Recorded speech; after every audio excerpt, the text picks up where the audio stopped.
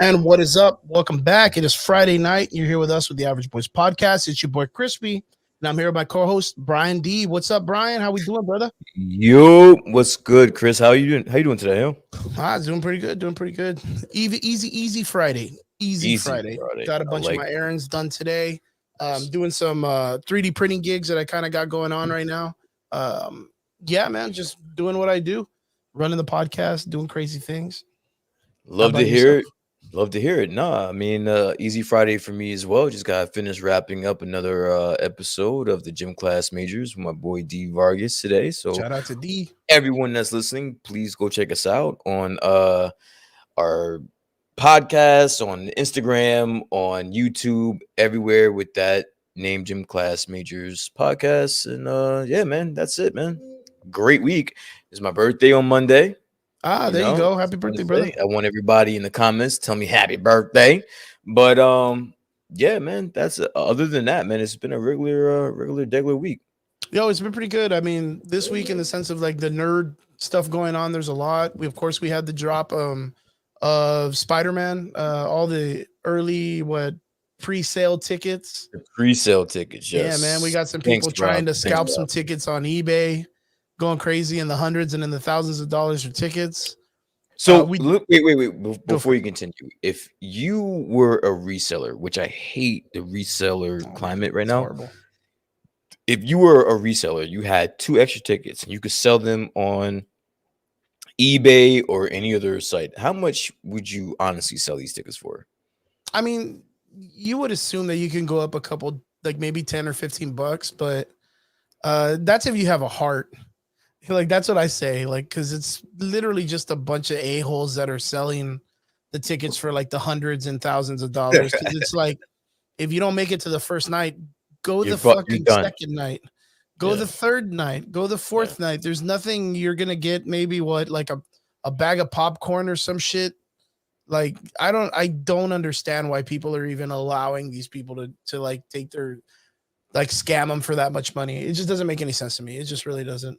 I So asked because I'm a sneakerhead and I have been plagued with the reseller culture for years now, and so I am so glad that somebody else feels my pain now.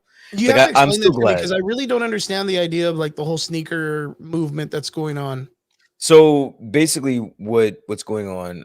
If you were a sneakerhead, you let's say you wanted to get a specific sneaker on the day that it dropped. You want to go through the sneaker app, which is a Nike app that they have, so that you can pre-order or pre reserve your spot. 9 out of 10 times, I want to say about 9.9% of the time out of 10 times, you're not getting that sneaker because the resellers have bots, they have multiple accounts, they have everything to their advantage. They're going to get all the sneakers. You're going to be left out in the cold. Now you have to go on to the resellers, which is the StockX, the Goats, all these other apps to get these resell prices, and they're marking them up 3, 4, 5, 6, 10 times what the retail price is. So I'm glad that some other culture is feeling my pain other than the sneaker culture. Well, I don't know. Like it's just super crazy. We have we recently partnered up with another sponsor. We have a guy. His name's David. He runs a shop down here called The Collectors, right? Yep. Which is collectibles and busts and Funko Pops and all this other stuff. And he's a really big fan of like the Funko scene, right? Mhm. The Funko Pop scene, which are those little bobblehead looking characters. Yep. Now, when they first started off, it was a pretty cool thing. It was very the Niche. characters are charismatic. They're very caricature. They're very cool looking. Then they started printing out 5 to 600 per character, and then Okay. calling them collectibles. My biggest thing is I think nowadays people do not understand or they do not understand the actual definition of what creates a collectible. Like usually from back in the day, collecting comics and collecting action figures and stuff, Mhm. it was either rarity, misprints, or defects. That's what caused calamity for certain characters. Okay. So like back in the day, of course, I don't know how big of the culture it was up in the New York, New Jersey area for you guys up in the East Coast.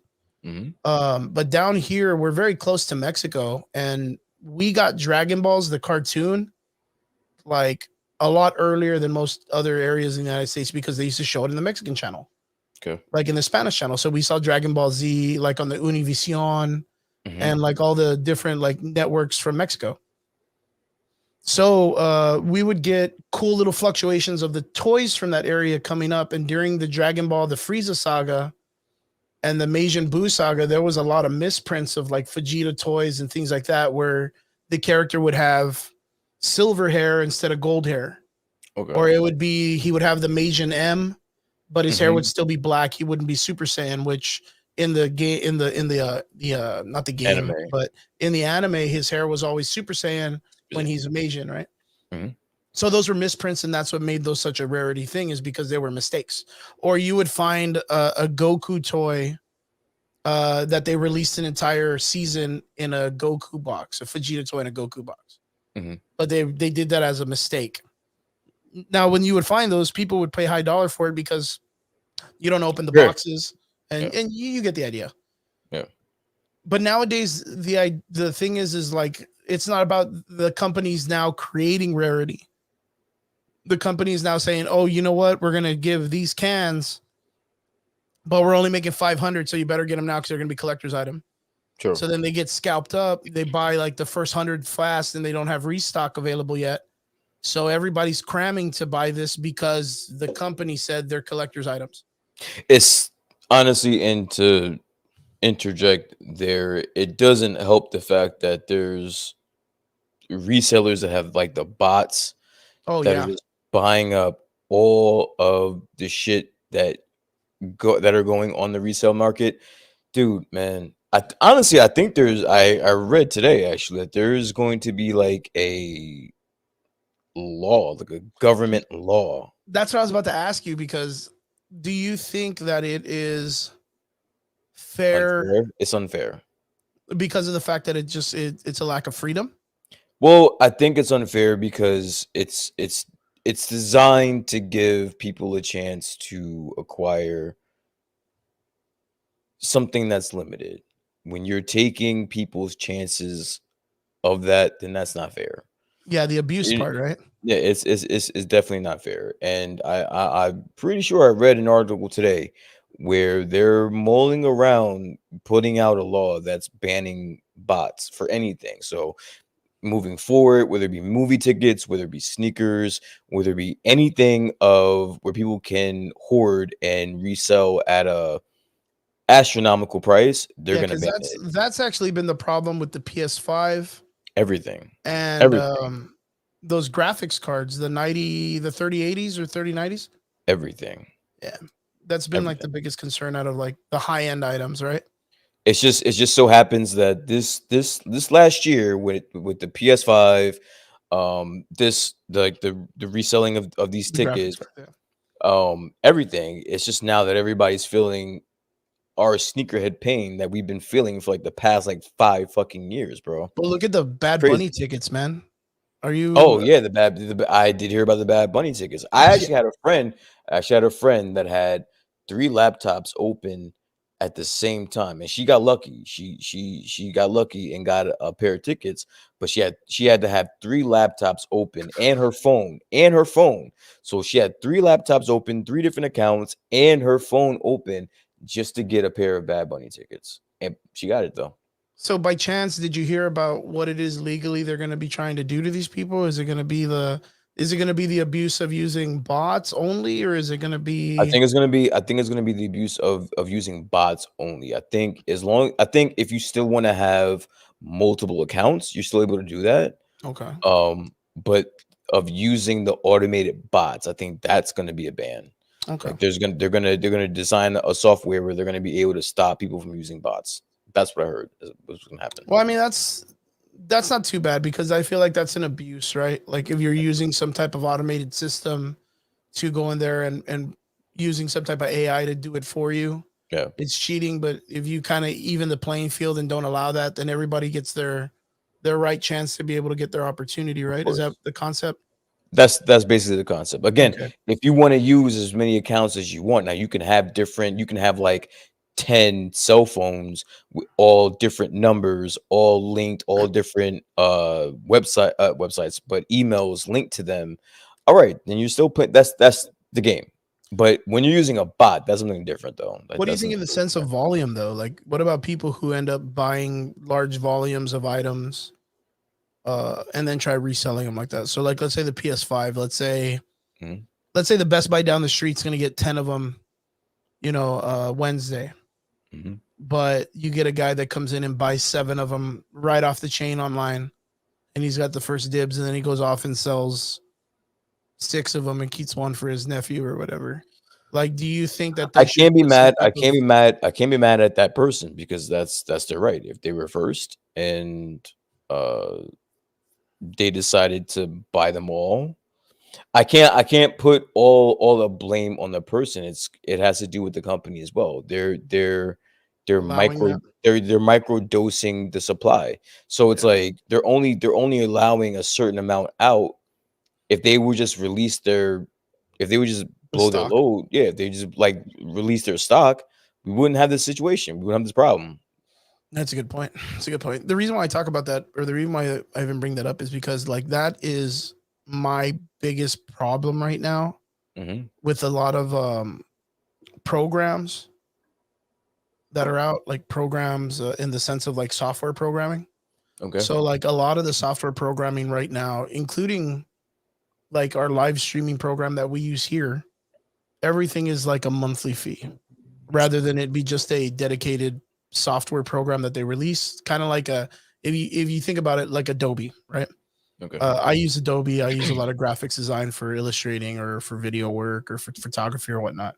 It Hmm. used to be where you paid like a solid 185, maybe $200 for the whole program itself, and then you got it. You installed it in your computer, and there you go. But now what they did like a couple of years ago, they went ahead and made it where it's a cloud based. So Okay. like now you have to pay for it monthly fee, and the monthly fee is like $9. It ain't much, but for the rest of whatever life I have, I'll be paying those $9 just to use Photoshop. Which the idea is, oh well, it's cool because you do photography, so you make a lot of money or whatever. But Hmm. that's not the point. That sooner or later, I'm gonna reach a part where I've paid the amount of money that the software was originally made for or used for, Hmm. and the company's still making that money. Like they're still going to be making that money off me, which is PlayStation, right? Remember when PlayStation used to be free for video game use? Like just play the game, you get online, you got multiplayer. Now you have to pay for monthly. Yes. You got to pay for the network. That's I don't know. Like it's very awkward to me that that's how our consumption of these products and software has changed in the last couple of years. Does that make sense? I understand. Yeah, I It's get it. very similar to also how we've accept these companies that make video games that aren't done, where they sell us a game that's literally you can tell it's not finished, and the way that they get away with it was they just say, "Oh, well, it's because it's in beta." It's still in Sure. beta. It's still in beta, and it's like there's a game we were just talking about me and my friend. It's been in beta for 7 years. Game's been in beta for 7 years, and they've never released a vanilla version of it. Like just a here, this is the full game. Hmm. Everything else onwards is going to be patches and DLCs. They're just saying, yeah, yeah, no, we're still in beta, dude. We're still in beta.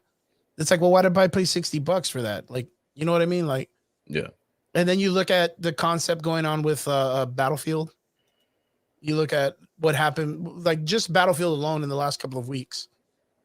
We got the game. It's not what it came out was in the commercials for the game, the trailers. It just doesn't feel like the way it was supposed to be made.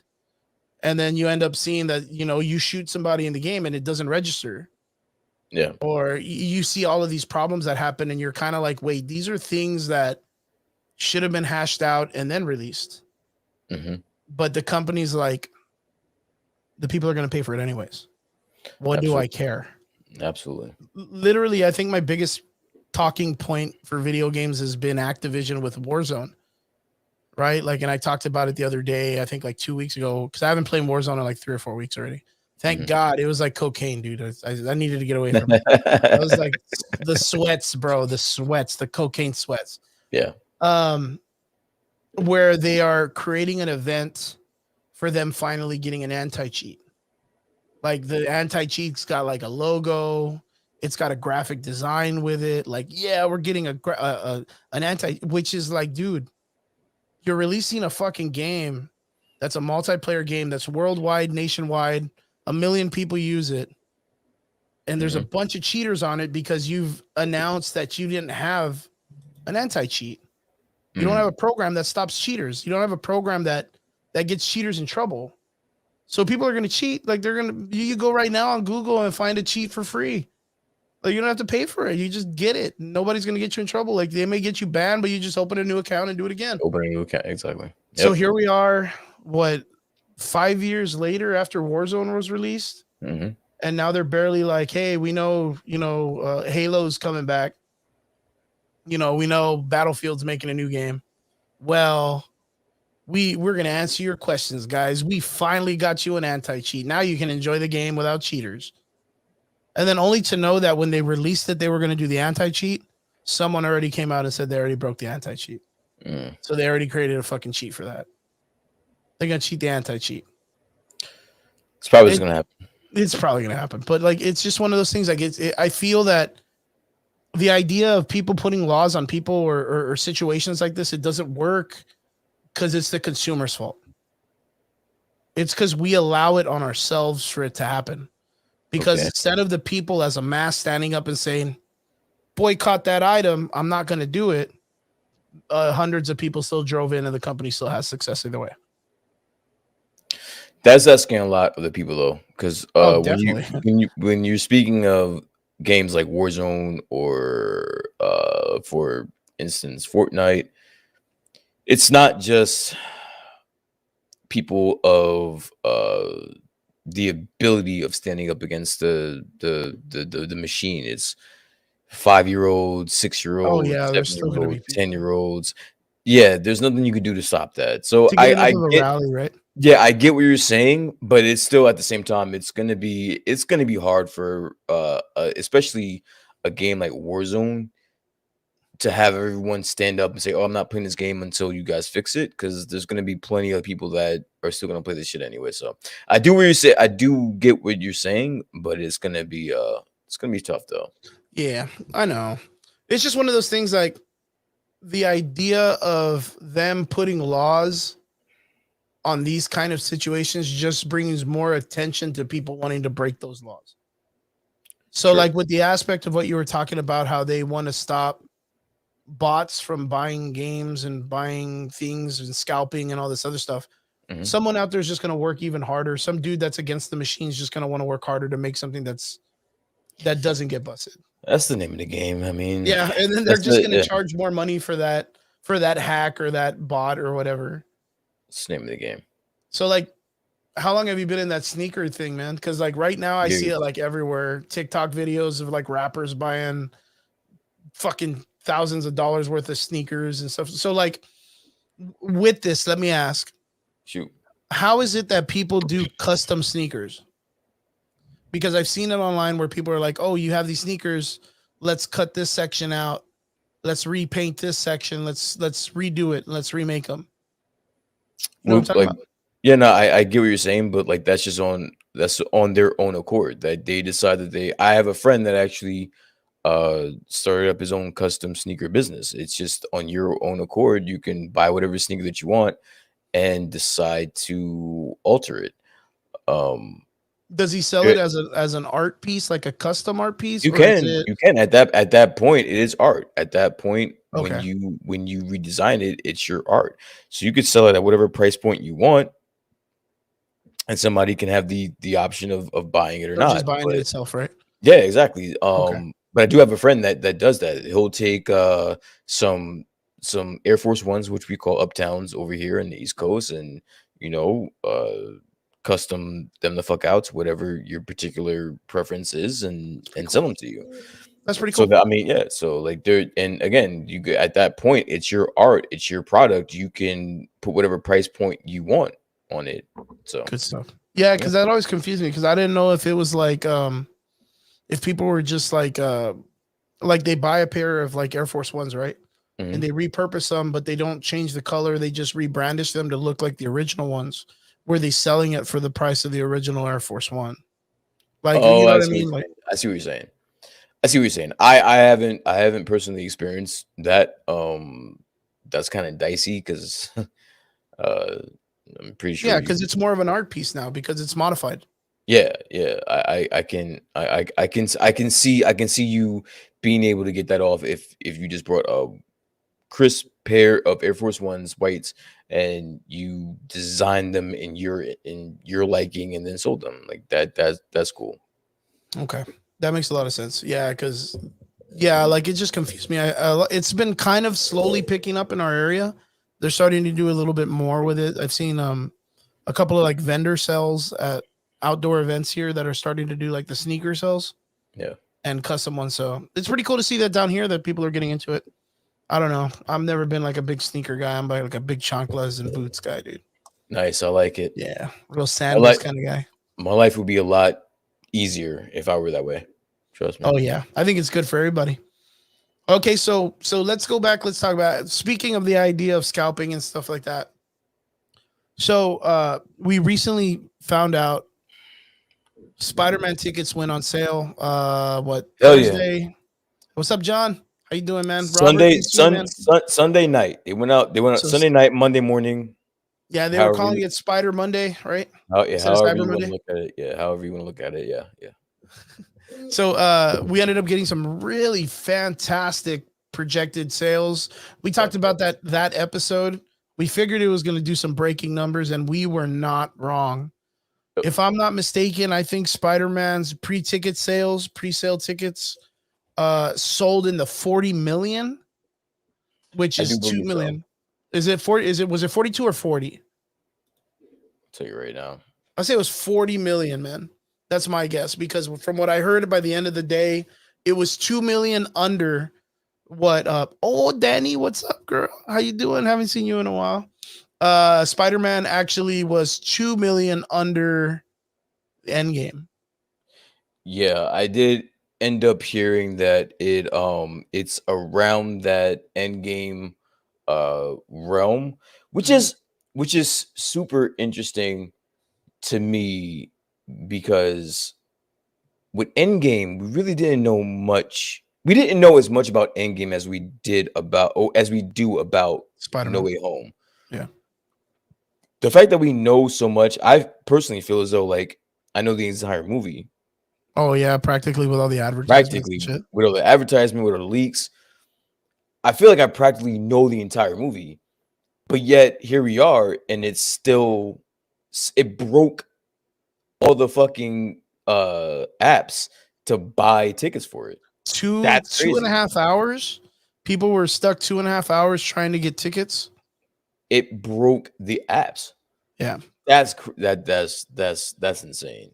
That's So can insane. we definitively say that the world will go back to normal and it's saved by No, a I'm superhero? so glad you asked that question. No, this is listen, people. This is what you call an anomaly. All right. This is a rare occurrence. You're probably gonna get it with this.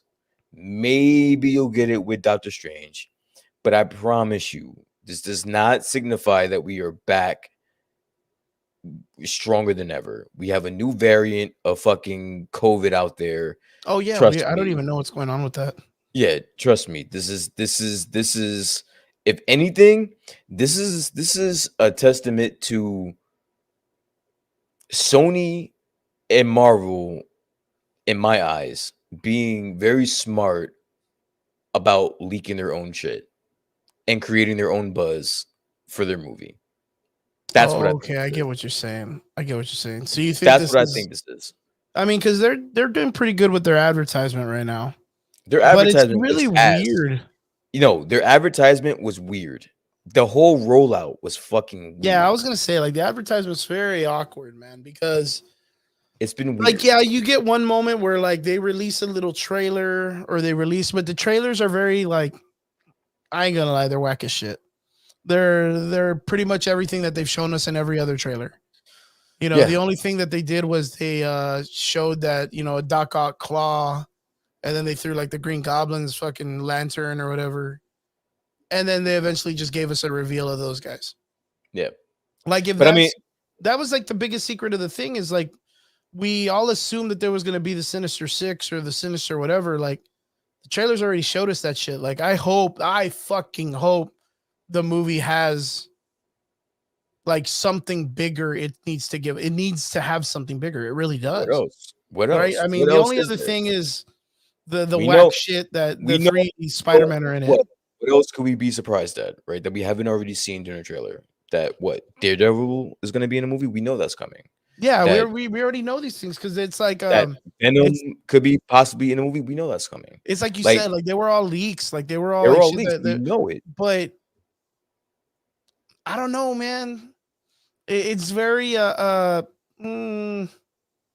those leaks, like those leaks are very they're very dicey, man. Like I don't think I, I I don't know how think to explain it. Like I don't know how to explain it. How weird it is that these fucking like it just so happens. Whoa, guys, you know Marvel.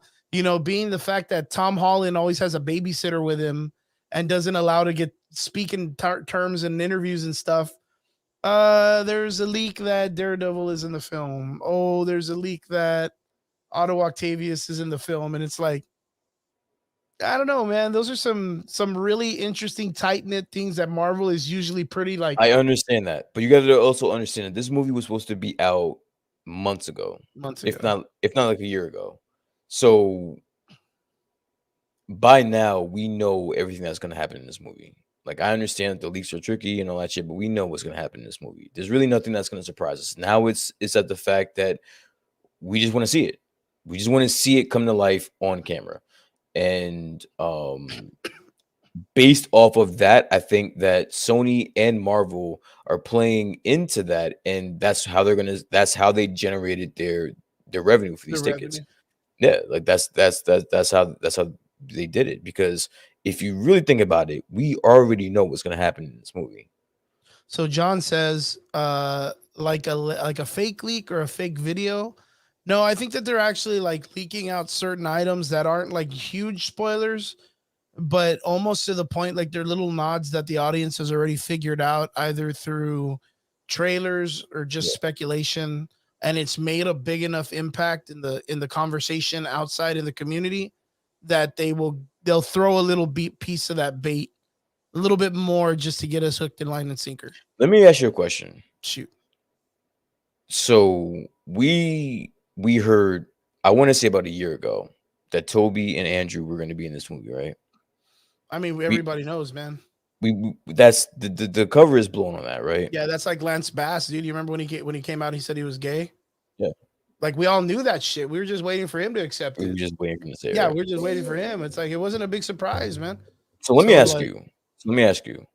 And this is kind of like leading into me thinking that these studios are just putting out these leaks and creating their own buzz Their own on them. buzz. I have seen more of Toby and Andrew in the last 4 months than I have seen in years. Why is that? Fuck, I don't know the algorithm. Because they're in the fucking movie. Yeah, because they're in movie. the fucking movie and they're creating their own fucking. I buzz forgot in the who movie. said it though, but like I mean, there was something that happened like in a music video or in something where like you can literally see Toby Maguire and Tom Holland in the background sitting down eating and shit. Did you hear about Dude, this? I did not hear about that. No. Yeah, I heard about that the other day. There's some video circulating where they were just But casually having but lunch in listen New to what York I'm somewhere. saying though. Andrew and Toby are on a fucking they're on a promo run. Yo, the Like shit on is even worse. dude. under our noses. They're on Yeah. a promo run and we're not even realizing it. Like they're doing it in front of our faces and we're Oh, just yeah. not And we just don't acknowledging even it. nobody's We're not realizing it. acknowledging it. They're on a promo run talking about what else does Andrew and Toby have to talk about? What are they on Good Morning America for? Oh, well, Because Toby and Andrew have been on Good Morning America. They've been reacting to trailers. and the news and shit like that. They've been what why? I have no idea. But you know what? As a matter of fact, the thing that I do know is not Toby Maguire, but the other Andrew Garfield's been out and about because he does have a Netflix film out right now. True. It just I came do out know like that. last week, and it has been getting some really good hype. From what I've heard, it's a really great film. A lot of people are like, "Holy shit, we really slept on this guy! Like he's really good." No disrespect to Andrew Garfield because the guy's still a working man. Like Yeah. he's still out there doing work, and I get that. Toby Maguire has no fucking reason to be out in public right now. That dude needs to be like he's like Bigfoot. Like that guy ain't doing nothing Yeah. to be out in public, but he's out there. He's doing things, and it just so happens that in speculation of him being in a film with Tom Holland, people are starting to see him in places where Tom Holland or Benedict Cumberbatch would be for no fucking reason. That this guy's just hanging out with these guys for no reason. Point It, being, it is what it is, and I think it's really weird that Sony's waited this long for if the three of them being in the film together is their big selling point. it can't be anymore because we already know what's happening. Yeah, like I think that ship already sailed. Like So it's like happening. can you imagine if that was what the big pump is? That they're gonna be like, hey, it's your birthday, and I know we said we weren't gonna get you cake, but there's your cake. Like, Okay. and you're kind of like, well, I saw you get the cake off the truck. You didn't really you didn't really surprise me with this. So do you hurt that person's feelings and act like you're not surprised, or do you still give the whole shocked face, even though you But know that's it's the coming? thing. It's because the person giving you the cake cares about you. These guys Yeah, don't give a that's fuck what I'm about saying. us. This the fucking Nah, these I guys don't care think about so. us. I'm gonna still be surprised. I'm still gonna be like when I see Toby, when I see Andrew on screen, I'm like, yeah, like fuck yeah, like I'm gonna act like it's the best thing since fucking sliced bread. Even though Since sliced bread, since since the I knew, Q-tip, man. yeah, since I knew a year ago they were gonna be in the fucking movie. Like I'm still gonna cheer. I'm still gonna go ape shit. Like it's just I just wanted to talk to. I think that we're watching in real time these studios taking these leaks and making it work to their advantage. Yeah. Because they're trying to change up the algorithm to make it be about their shit. Trying to Yeah. make sure that they're trending for that day. Yeah, I absolutely. mean, and they have the fucking power for it too. Spider-Man, I think for like the last like 2 months, Spider-Man has trended either every day or every other every other day. Yo, like on the real though, if there was a bigger surprise that could happen in Spider-Man, what do you think it could be? Oof. So like right now, okay, cool. Like we can pretty much almost feel that the other two Spider-Men are going to come out. If they don't come out and Sony's like, haha, gotcha, bitches, I'm going to be fucking like, wow, Sony's dead to me, dude. Like, cause this was their moment to shine. This was their moment to shine. I'm thinking that the reason why they say that this is their end game is because when Toby Maguire and Andrew Garfield come out, it's going to be like Falcon, like on your left. Like, but the only thing I'm worried about is they only come out for the ending. I heard you talking about like Toby and yeah, Toby and Andrew when they do come out in the film. I heard that Toby has a lengthy part in this movie. Well, they have to. Like they can't have this much hype and have him just come in for the ending fight scene. If anything, I think Andrew maybe a little bit towards the end and have a smaller role, but I don't know, but from what I heard, Toby has an extensive role in this movie. If I had to guess, like a holy shit, realistically, not going like too far out the box, I think having MJ and Gwen come through, like the original MJ, Kirsten Dunst. Yeah, the actresses. Yeah, having like having Kirsten Dunst show up, and I can't. What's the chick from fucking the Dalmatians or the who played Gwen in the Andrew Garfield movie? I don't remember the actress's name, but I remember you're talking about the blondie, right? Yeah. She's a major actress. And she was in that fucking Cruella movie. But anyway, Yeah, having them two come through, having them two come out, I think would be more of a realistic, like, oh shit, like that's cool type of moment. Emma Stone. Thank you, Emma John. Stone, Emma Stone. yes. Thanks, John. Emma Stone, yes. Thank you, Emma Joe. Stone, Thank you, Deadpool. yes. That's Joe. Emma We call him Stone, Deadpool, man. yes. Emma Stone and Kirsten Dunst coming out, I think would definitely be a good oh shit moment. But anything other than that is just like going a little bit too far out the box, I think, for Okay, me. so this is my oh shit moment. Oh shit. Here we go. Yeah, you're about to get your fucking Shit, mind here blown. we go. Here we go. So Tom Holland, Andrew Garfield, all that shit, they all meet, right? All three of them. They all beat the shit out of the Sinister Five or four, or however many numbers they're gonna do, and they all send them back. It's gonna be 5. But by the he way. tells them that they're Spider-Man and they have to be better. So when Okay. they go back, they're gonna have to save all of these guys from dying. So But they're already dead. I know that's the whole point, though. They're apparently the way that they're writing this is that they've been removed from dying. They're at the moments right before they die. Oh, That's how shit, they're okay. alive in this universe, because they're pulling them out of the universe like right before it happens. So this is Okay. like before Green Goblin gets stabbed in the stomach by his own shit. Before the building and the sun falls on Octopus. I don't remember how Jamie Foxx died. I just remember him getting electrocuted, which is weird as fuck. Sucking in that movie. But Yeah. go ahead. I don't even remember how he got his fucking hair back. Tell you the truth. He's looking all types of kicking in the fucking commercial. I was like, damn, this guy's got some street cred now. Don't He get was me a started nerdy, on weird-ass fucking, don't motherfucker get me the other fucking day. started on fucking Jimmy Fox in that movie, dude. Yeah, let's dude. just go ahead. And then of course, like Sandman just took off. Like he wasn't even dead, dude. Like He's that just guy, dead. he wasn't even dead. Sandman, I think, or Lizard Man got killed or some shit, right? Or got frozen and broken, right? Yeah. So all of these people, when they go back, the Spider-Men are supposed to save them in that moment or stay there and pull them out of their things. My thing, this is gonna be weird as fuck, but it's great. It ends on Tobey Maguire's world, and he stops the Hobgoblin from being stabbed. The Hobgoblin gets away, and he's like, "Whatever, Peter Parker, fuck you," or whatever. I don't know. Whatever he's gonna tell him. Whatever fucking that actor guy will say is great. And then he gets his shit broken by Morlun. Morlun shows up and snaps his fucking neck, which starts starts eating fucking Tobey Maguire, and that's when you know the Spider-Verse is coming. Okay.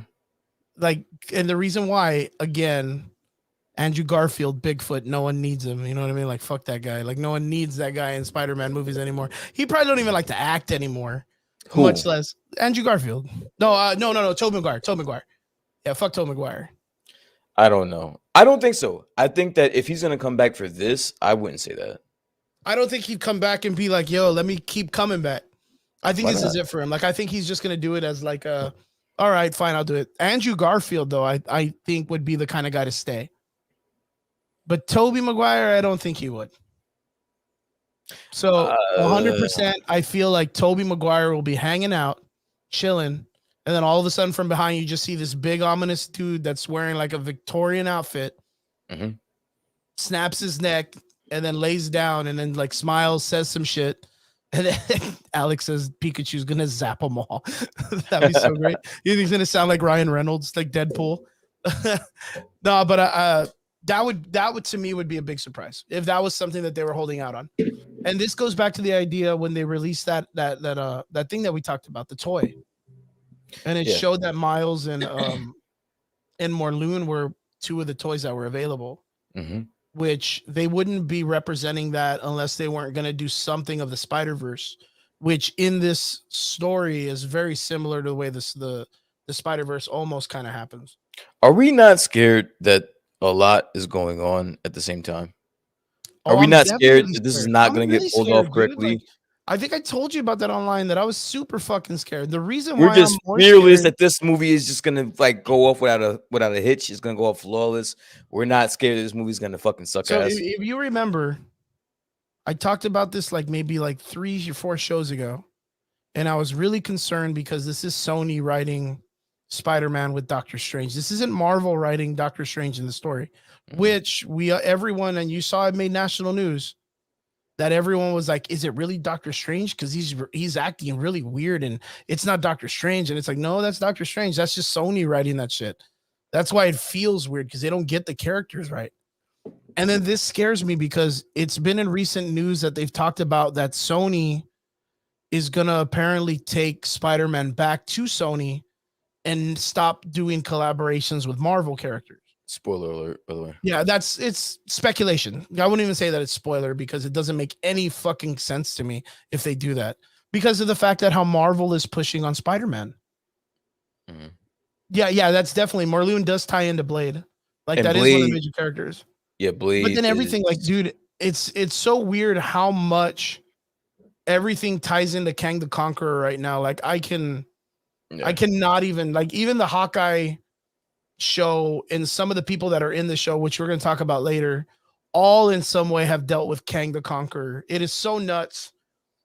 And just before the show, I was showing Brian a listing of all the villains that the Avengers movies and Marvel has used.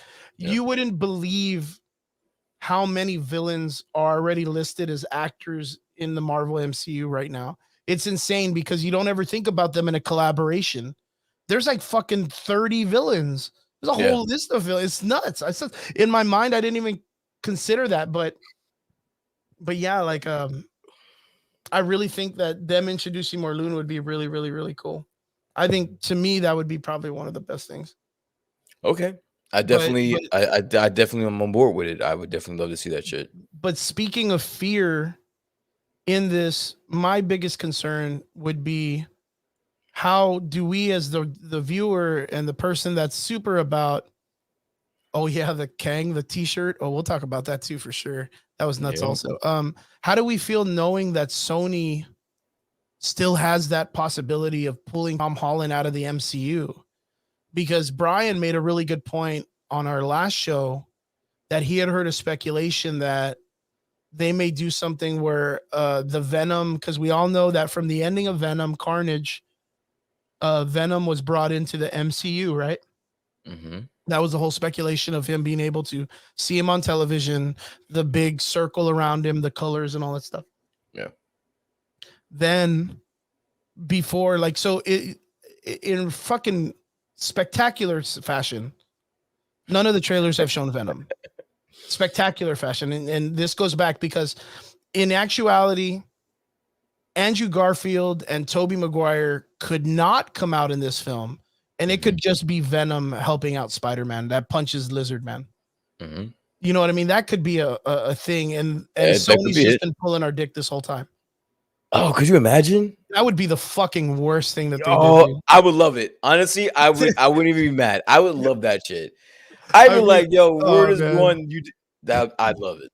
But you get me, right? Like, what if even with this, what if Andrew Garfield chose to say yes and Toby was like, nah, I'm not about it. I don't want to come back. Yeah. And so they're like, cool, it's all right. We got Tom Hardy anyways. And they just use Venom. And we just get one Spider-Man. It wouldn't be too far-fetched because they did a Venomverse comic book a while back and they needed Carnage, and Carnage was the only one that wasn't a Venom. Mm-hmm. Like, you know what I mean? So like them having all the Spider-Man with one Venom, comic book wise, it doesn't really hurt the image. Yeah. I think it would just be really weird because it's a missed opportunity, of course. But when they apparently send Venom back, the idea is like a piece of Venom suit stays, and that is theorizing that that's how Spider-Man will eventually get the black costume, right? Yep. But ultimately, that's saying that Tom Hardy will stay in the MCU. He's not going back. He's not going back to the Sonyverse. Like, he's not going back to that Sony Spider-Man verse, like whatever the fuck was going on over there. He's gonna ultimately stay in the MCU still as a property of Sony. So see, that's what I think, and that's what I hope, because that would make a lot more sense. But then the question is, what about Venom? Then now Venom, Tom Hardy, that is, goes back to Sony and rots. He's gonna rot over there. Those movies are bad. Yeah, they're horrible, dude. Like, those movies are really bad. So now you send Tom Hardy back over to Sony to play with fucking Jared Leto and whoever the fuck else is over there, and they're all gonna fucking rot over there. Yeah, no, the thing that worries me more is not the fact that they take Venom back, but that when they take all of these characters, we heard that they're planning on doing another trilogy of Spider-Man, right? Absolutely, yeah. Yeah. So from what we've heard, they're gonna do when he's a kid, when he's in college, In college and when he's and then older. when he's like an adult. When he's Right? an Those adult. are the three options. So And I heard it's gonna be all three. Like this is just another round of uh contract negotiations. And then there's once the literally third, 9 movies in the works, yeah, he'll and probably literally resign no again. Miles Morales anywhere in sight right now. Come on, bro. You have it's No, literally I'm telling you, I'm gonna shit all over this right now. literally this has been like 5 weeks in a row where you Miles. have brought up Miles Morales. Like I we will get because it. We get it. the He's reason why coming, bro. He's coming. Just relax. He's coming. the reason why I have to correlate Miles Morales is because it brings a point in the Spider-Man story lifeline. Because we know that when Miles is introduced, sooner or later we have to get the death of Spider-Man in that universe. Okay. So if a live action Miles Morales comes in from this universe, we know that Tom Holland will have to die later on. But Right? now we're playing, I can stop you right there. But see, now we're opening up the multiverse. Now we're playing with different Spider-Man. We're playing with different Miles Morales. So it's like you can have you can have a Miles from a different universe interact with Tom Holland from a different universe. You don't have to have that storyline where somebody has. All right, so then the Spider-Man from Miles universe is dead. He's dead, but he somehow gets pulled over into this one, and there you go. Now you have Tom Holland, and you have fucking Miles Morales. There you go. Look at the guys in the Roberts like, don't say that, Chris. I don't want Tom Holland to die. Yeah, that's what No, I'm but saying. Like that's so bleak, bro. He doesn't have to die, bro. Like they open up the multiverse. We have infinite amount of situations where we can interact. We're gonna get another Iron Man. We're getting Tom Cruise as Iron Man, from what I heard. There's gonna be multiple versions of multiple characters that we can play with. We're fine. No one has to die. okay, so let's say there is no death. Okay, no one dies. So Everyone's happy. we're gonna eventually get to the point where just Tom Holland ages out. He's just an adult and gets married and Mhm. just stays Spider-Man, right? Yeah. I just don't feel like that's what Tom Holland as an actor would want. And I don't think that's where Marvel wants to go with it. Okay. Does that make sense? I With see all what you- the current like woke situations in the comic books, I think that eventually Marvel, not Sony by itself, but Marvel also will want to have the live action Miles Morales there. No, he specifically said that he wanted that. Do you know how old Tom Holland is? By any Oh, chance? right now he's got to be at least like 20, like at least 20 something, 22, He, 23. he's 20. He's 25. Do Yeah, you there know you go. how? Do you know how old he said he wanted to be until he stopped playing Spider-Man? No, I don't. So he specifically said that he wanted to play Spider-Man until I think he said 30. He's got 5 years left, dude.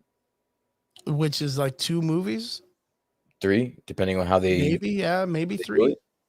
So I don't see him going anywhere anytime soon. I honestly think that he is projected with this new deal that they just did. I think that he's projected to be the Tony, if I dare say the Yeah, Tony that's Stark. what we were kind of talking about the last time. He's gonna be like the Tony Stark of the MCU, where he'll be in multiple movies all over the Like place. how morbid Alex is. He's like, nah, dude, I wouldn't mind. Yeah, I he's just like, like no, to I see saw that him before. die, He's like, to nah, see dude, people's I don't see people's reactions. reactions. I kind of dig it. I kind of dig Yeah. it because I would love to see people's reaction.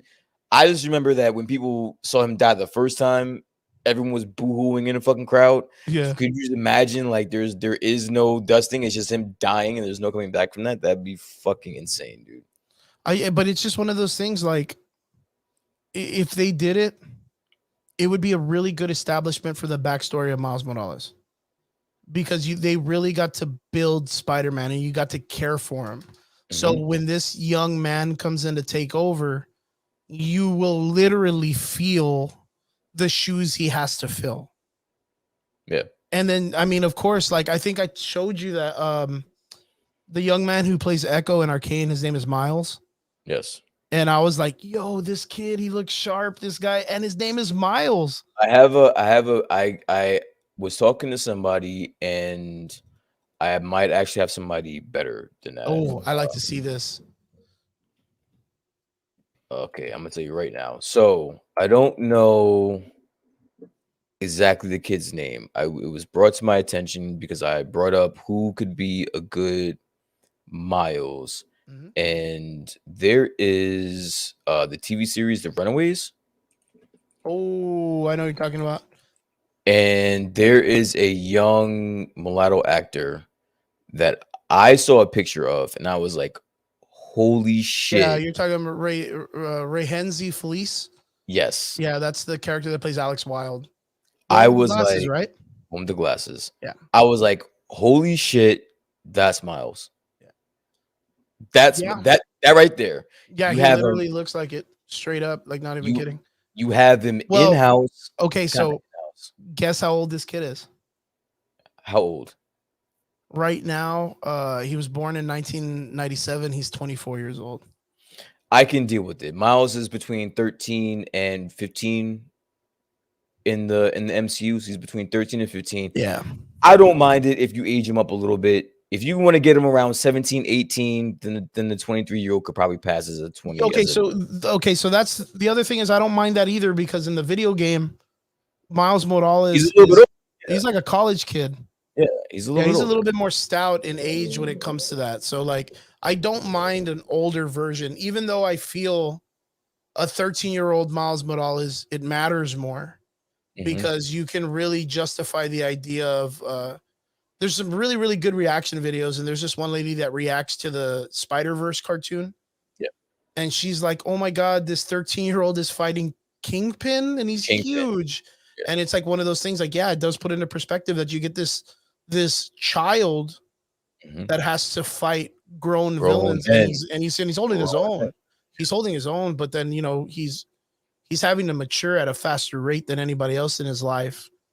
And there's a lot of like relatability in that, man. There's a lot of relatability in the Miles Morales story, which is amazing. Mhm. So any actor that they chose to be him is going to get this really great opportunity, and I there just has think to be hundreds of people that could pull it off. I just think any chance you get to put Miles Morales in a fucking conversation, you're gonna do it. Oh, me, Like yeah, definitely, man. like you're Yeah, you're and like that's because you know I'm what, gonna be like, so happy when he finally comes into the MCU just so you can shut the hell up about it, bro. but you know Like what, I'll be so great. I'm not I'll be even so gonna happy. lie, like, I'm not even a big fan of his. Really. I'm not. I'm really not.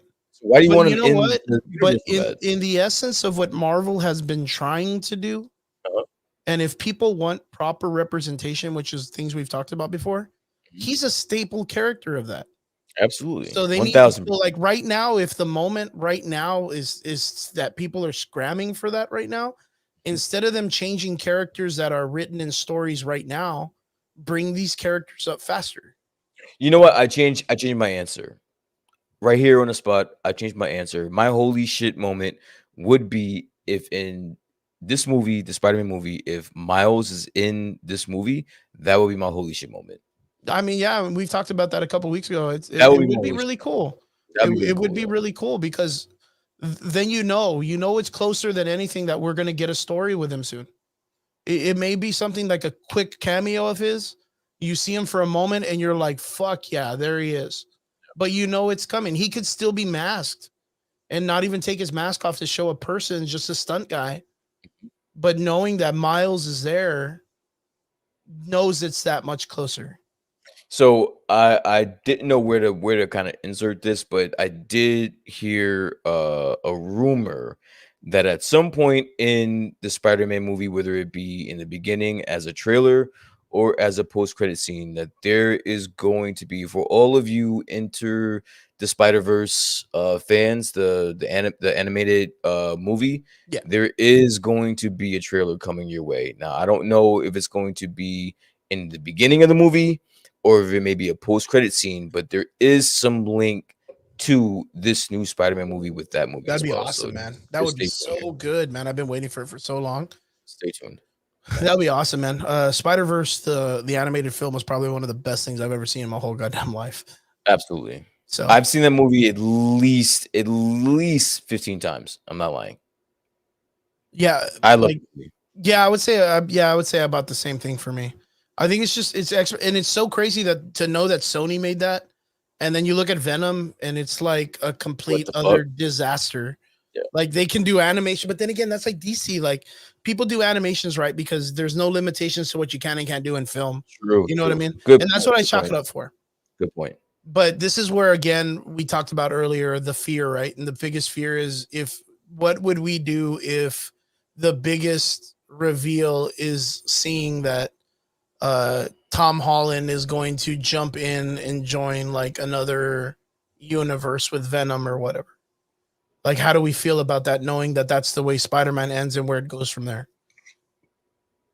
Uh, if Tom Holland goes into a different universe and with Tom Hardy, you Yeah, said, yeah, or yeah, with Tom Hardy with Venom, because the idea would be like to introduce Venom to Spider-Man, and then the next would be the build up to their collaboration, right? I mean, we could come to terms with that. That the reason why they're trying to introduce Venom into No Way Home is because of the fact that it's going to build to their interaction. but somebody, all right. So this is the reason why I think like the leaks for the end credit scene has some legs. You can't have both of them in the MCU. Somebody has to go back to Sony. Yes.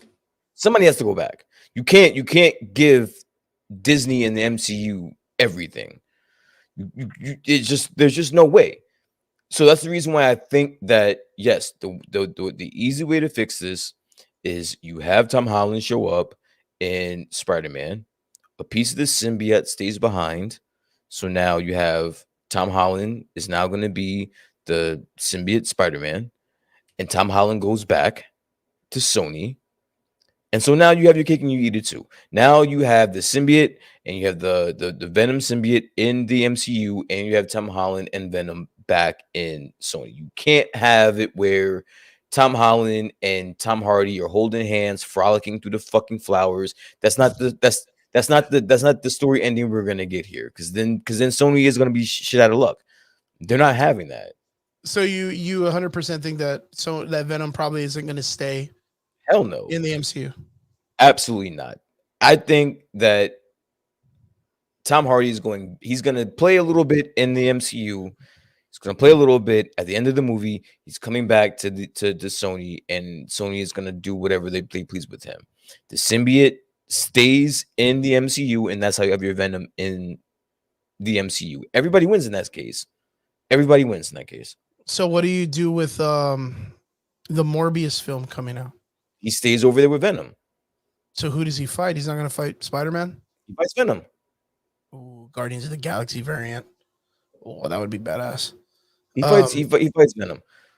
so you think Morbius will end up being more of a Venom villain than a Well, Spider-Man villain? in the last Venom movie, he was taking on the lethal weapon, or he was taking on the lethal weapon character, like the moniker, as the anti-hero. The anti-hero. So yes. And then if you want to crisscross, I don't know how they're gonna fucking do it. I don't know.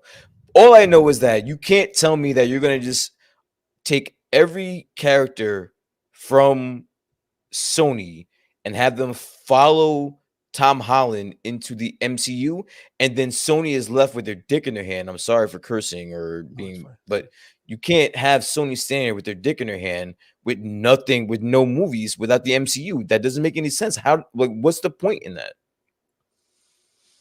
I don't know. Like, first off, just the whole entire situation is a big clusterfuck. I don't think so. I think it was smart. I think it was smart for them to lease out Spider-Man to Disney. And if Disney is paying for it, then allow that. But you're still going to need to generate your solo money. You're going to need to generate the money for your company. That has to be Venom. You can't let Spider-Man and Venom go over to the MCU. That The, now you're the, splitting the money. the only reason why I say that, the only reason why this is even like a an interesting talking point is because all of these characters are Spider-Man villains Hmm. through and through. And right now, the way Sony's written it is all the villains are in other universes and there is no Spider-Man in their universe. Okay. But Morbius references literally every Spider-Man. Like the one in the alleyway that's in the back. I mean, dude, if we think about it, like Sony could literally put that up in post-production, like a graffiti of Spider-Man in the background. And then that could be deleted with CG later. You know what I mean? But there is a scene that we've seen where one, he's working with the Vulture. Okay. Two, he walks down an alley. There's a Spider-Man drawn on the wall and it says murder. Murder. Yes. So that could be either any one of the universes, being that Jonah Jameson is in all three of them. Right. There is reference to Venom, right? The guy says I'm Venom or whatever, and as a joke or whatever. But the thing is the part that confuses me is the Vulture scene. Like, he how said, is "Hey, it Doc." yeah, how is it that he's talking to the Vulture? Like, that's like just through and through. Like that's not even to mention the fact that I think honestly, I think that was something that was, because if you remember, the trailer or that part came out about a year ago. All right, so this was before Spider-Man Far From Home was done. We don't know exactly what was going on. That could just be a what do you call it? Like an error where they may have to delete that scene. Like that scene might not. The trailer though. That was a year ago though. Yeah, they released the trailer though. The trailer was a year ago when Spider-Man Far From Home wasn't even done yet. So I think if you wanna have some type of connection, then you may have to get rid of that scene. That was something that was in a trailer that was long ago. People won't even fucking think about that shit. But if you really need a Spider-Man in that universe, you have two other Spider-Man other than Tom Holland that to are pick available. from. You have Andrew Garfield and Tobey Maguire that are fully free Capable. to be free. over. They're free to be over there and be your fucking Spider-Man. So there you go. Okay, so cool. Which one would you prefer? Andrew Garfield. Yes. Yeah, I think he would be my favorite too. Andrew Garfield in a universe with Michael Keaton, Tom Hardy. Yes. Yeah, I'm down for that. I'm down for that. Absolutely. Yo, by chance, shooting it out in the middle of the dark. What's up? What if Morbius is one of those guys that gets brought over for like a cameo, and that's how he ends up seeing Vulture? Morbius is the wild card because you're gonna have to have him interact with Blade in the Midnight Sun. Fucking like he's the wild card here. Because I don't know what you do with him. He's a Sony property, but at some point you have to have him interact with Blade. Yeah, so I don't know how that happens. You don't necessarily have to, but right? You have to. But that's the thing is that it's one of the best Spider-Man / Blade storylines is when he's fighting Morbius. I mean, his whole process is that's how Blade even interacts in the Spider-Man universe. And that's Morbius. Because he's like all over the yeah through Morbius because it's a vampire thing. Yeah, that's what I'm saying. Like he kind of has to. Again, this is what we keep talking about, like missed opportunities. If they don't choose to act on the fact that they're doing Blade and they're bringing this character in, and there's a possibility to have like the living vampire, Morbius against Blade, like Sony would really have a huge missed opportunity if they miss that. But it's like, how do you do it? Do you just keep opening circles for the multiverse? I think it's one of those situations where Sony is gonna realize that they're not as cute. They're not the cutest ballerina at the dance. Yeah. Like you thought you were cute because you had Spider-Man and Venom and all of the property, but then you realize that you can't do shit without the other ones. You can't do shit without everybody else. Yeah, if you don't play right, you're gonna get fucked. If you're not playing good, you're gonna get fucked. You're gonna be chosen last for dodgeball. Yeah, like you're gonna be stuck with Spider-Verse, and then that's it. And then on the grand scale of things, it's not really much, especially when you suck at telling the story. which when Sony you is very good yeah, at. when you suck at telling the story, that just heightens that just heightens everything. So I don't know. I think it's gonna be very interesting how all this unfolds. And I'm just gonna be sitting back with my popcorn, ready to watch and talk shit about it. You know what? By chance, I have this really weird vibe that mid story of Morbius, when in that part where it's like, oh Doc, you went missing for like a month and then you came back or whatever. I feel like there's an opportunity that he's gonna get like into like some multiverse shit, and that's how he runs into the Michael Keaton character. Like, Okay, so by the time that scene that you're talking about, that's him already crossing over into a yeah, like different he went out and then came universe. back. Gotcha. Like, and That makes sense. that's to me the only way that he would get an opportunity to work with anyone Yep. of the characters in the MCU and then come back to Venomverse without him interacting with the No Way Home crowd. Gotcha. Like, I mean, he's that makes just like, sense. you know what I mean? Like, it would be an okay writing and it wouldn't be that bad. And then in that, like, he's gone for a month. And what did Mhm. he do in a month? You know, they could do a Blade interaction.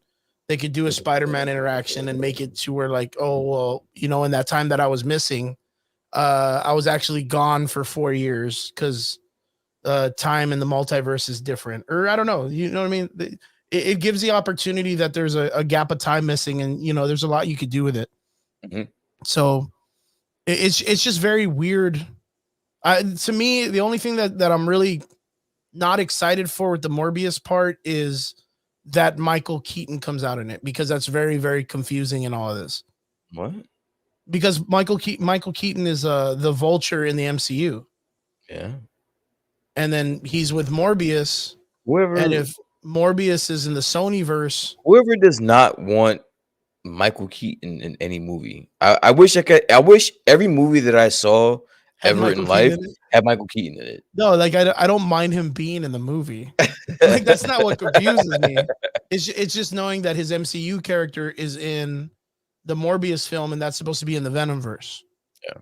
That's the thing that's confusing me. And I kind of feel like it's Sony being very loose on just saying like, "Oh, look, we put an Easter egg." Haha, Yeah, look. see, Uh, I think that was them just shooting their gun really quickly. and I think that's a huge mistake for them to that do. was before the move. That was before Spider-Man was done, and nobody knew where the direction they were going in, and they just thought it was a great Easter They thought egg. it was Or cute. honestly, I don't think so, because that's something that I think has to go through Kevin Feige first. Yeah. I think Kevin Feige has to have or give the okay to allow Michael Keaton to be in that trailer or to be in the Morbius movie, knowing that Michael Keaton is part of the MCU. Like, I would think so. Or maybe I'm just giving Kevin Feige too much power. But I think that he would definitely be like, yeah, that's probably not gonna work for me. Yeah, I could see that. I could see that because he's supposed to be a production share for anything that Sony makes, anyways. So So like he yeah, would, yeah, it would have to go through him in some way. That he'd have to give the okay. But yeah, you're absolutely correct. Um, yeah, but I'm really excited. We got our tickets. Did you end up getting tickets for it? no, I didn't No, get not to. yet. Me neither. I'll end up seeing it at some Good, point. good. I got my tickets. Well, actually, Alex, my homie in the crowd, the convention, in the comments, he got us Okay. tickets, so we're gonna go check it out with them. We usually go check out movies. We got to see Resident Evil and all that stuff the other day, which now they're gonna Nice. make a Netflix show, which is what we were saying they should have done in the first place. Mhm. Yeah, we got our tickets for the 17th, 4:15. So we're gonna be checking it out Friday. So I'll make sure I get to check it out before the show. And of course, when we come on the show, no spoilers. Fuck No that, bro. spoilers. Spoil everything, man. Spoil everything Spoil that happened everything. in a fucking movie. Spoil it. I'm joking. No spoilers. Yes, but make just- sure that when that Friday comes out, no spoilers. Don't ruin it for everybody else. Yeah. Because Sony apparently has huge secrets that they're not gonna let anybody know about until it comes out. But yeah, onwards. So Let's go. actually, speaking about Kevin Feige, Mr. Feige. being that he's the dude in charge of Marvel, Mhm. we do got some interesting news coming out of Star Wars. Oh, yes, we Yo, do. so hit us up with the Star Wars news. What do we got coming up with Star Wars? So there are rumors to believe that Dave Filoni and what's the other? Why do I keep forgetting this other fucking guy's name? No, it's John John Favreau. Favreau, man. John Favreau. They have been in talks to, I don't want to say head up the Star Wars franchise, but they are in talks to be in the movie division of Star Wars. So they're gonna jump from the shows that they're in, like they're currently in charge of, and jump over into the movies. Now, Kathleen Kennedy is still going to be the EP of Star Wars, Okay. but they're going to hire the services of John Favreau and Dave Filoni as directors, consultants. They're going to be all over the place when it comes to Star Wars. So, ladies and gentlemen, if you guys are Star Wars fans, this is great news. Based off of what they have done thus far with the TV shows, if you have any faith in that, this is good news. This is good news. I think that Kevin Feige is still slated to have his one-off Star Wars movie, whichever one that ends up being. But for the long haul, you're gonna have John Favreau and Dave Filoni in some capacity involved with the movies as well as the shows. That's Your fucking reaction, sir? fantastic, man. Because I am Yes. so tired of Kathleen Kennedy. Yo, is there any way we can veto her out? Like, I mean, I just get her the fuck out of there, dude. I mean, She you has asked- no. She has run her course. She I has mean, run her course. you asked me a really great question off camera earlier when you were like, "Yo, so like, why her?" And I was like, "What do you mean?" And you're like, "Yeah, like, why her? Like, why is she in charge? Why is she still in Why charge? is she still there?" And the only thing I could literally come up with was, "Oh, it's because George Lucas chose to have her." And you were like, So "Yeah, but like, why now? Like, why still? Like, yeah, we get it. Like, but why?" And I Yeah. didn't have an answer because she's not doing a good job. she's not doing a good job. That's the And base. That's the end of the story. She's not doing a good in job. Star Wars, without Filoni or Favreau, John Favreau. it would be still in the worst shape ever Shambles. because of the last three movies, which again, I don't even think Kylo Ren or whatever his name is, the actor, Andrew like, Driver. he doesn't even talk about it really anymore. Andrew Driver, which honestly, Adam Driver. Adam Driver. So I did hear that with this news, piggybacking off of that, that they are in talks to getting that whole crew to come back. So Adam Driver, everybody, everybody from those movies, they're trying to come back to try to get like a redo. A redo. They're trying to get a mulligan. Stop. They're Stop. they're calling for Ryan, a mulligan. stop, They're man. trying for a mulligan. A And you know what? redo. And you know what? And you know what? Fuck. All right. So I love the duo of John Favreau and Dave Filoni. Dave Filoni is the visionary. John Favreau is the executor, right? So I would love for Dave Filoni to get his hands on those specific characters and then have John Favreau execute that shit. I'm telling you, you will change your mind about these characters. Mark my words. Oh, like, don't get me wrong. Mark my words. If you can give these guys the androids from fucking the prequel, and they could probably make an entire dude. These guys. No, you didn't just take what I just said and just say the fucking John- androids. Yo, John Favreau making the Mandalorian, right? Yes. In one episode, That's only made listen. That's two if you really stormtroopers. if you really want to talk about it, I don't mean to cut you off. No, it's fine. The Mandalorian is more Dave Filoni than John Favreau. Oh well, either way, whoever I it is I that just- directed that episode, But that's what I'm made saying. two stormtroopers the most favorite thing in all of Star Wars, practically. Everybody, that there was punches a different director for each episode. episode. So it's not John Favreau. Yeah. But the creative was mostly Dave, that's what I'm saying. That's I just wanted to clarify that before you continue. It's not Jon Favreau directing every episode. It was Yeah, it was Dave. multiple. I Yeah, remember. okay, yeah, I okay, do remember. But yeah, yeah, like you remember, like those guys, like in one episode, probably the scene where the dude punches the baby Yoda. yeah. That literally, that entire scene made Stormtroopers just an all right funny for me again. Like it just reestablished my love for the franchise. Yeah. And in one scene that took like maybe 3 minutes, it did better than the entire 3 movies that were the last 3 movies they made. You know what I mean? And that's what sucks. Like that's what sucks. Like it's and then to hear that it's all a fever dream. Like it's literally I'm punching a dick. yeah, the way that Jon Favreau is going to probably do it is it's like the Emperor's body in a tube with his consciousness hooked up to a computer, and the computer's playing these 3 episodes. Yeah. You know what I mean? And it's like, what the fuck are we watching? And they're like, oh, I guess this was his plan all along. Mhm. And then there's like Ray and Finn and all the characters in the back, and they're like, no, we're not going to do that stuff. Let's go have a real adventure or whatever.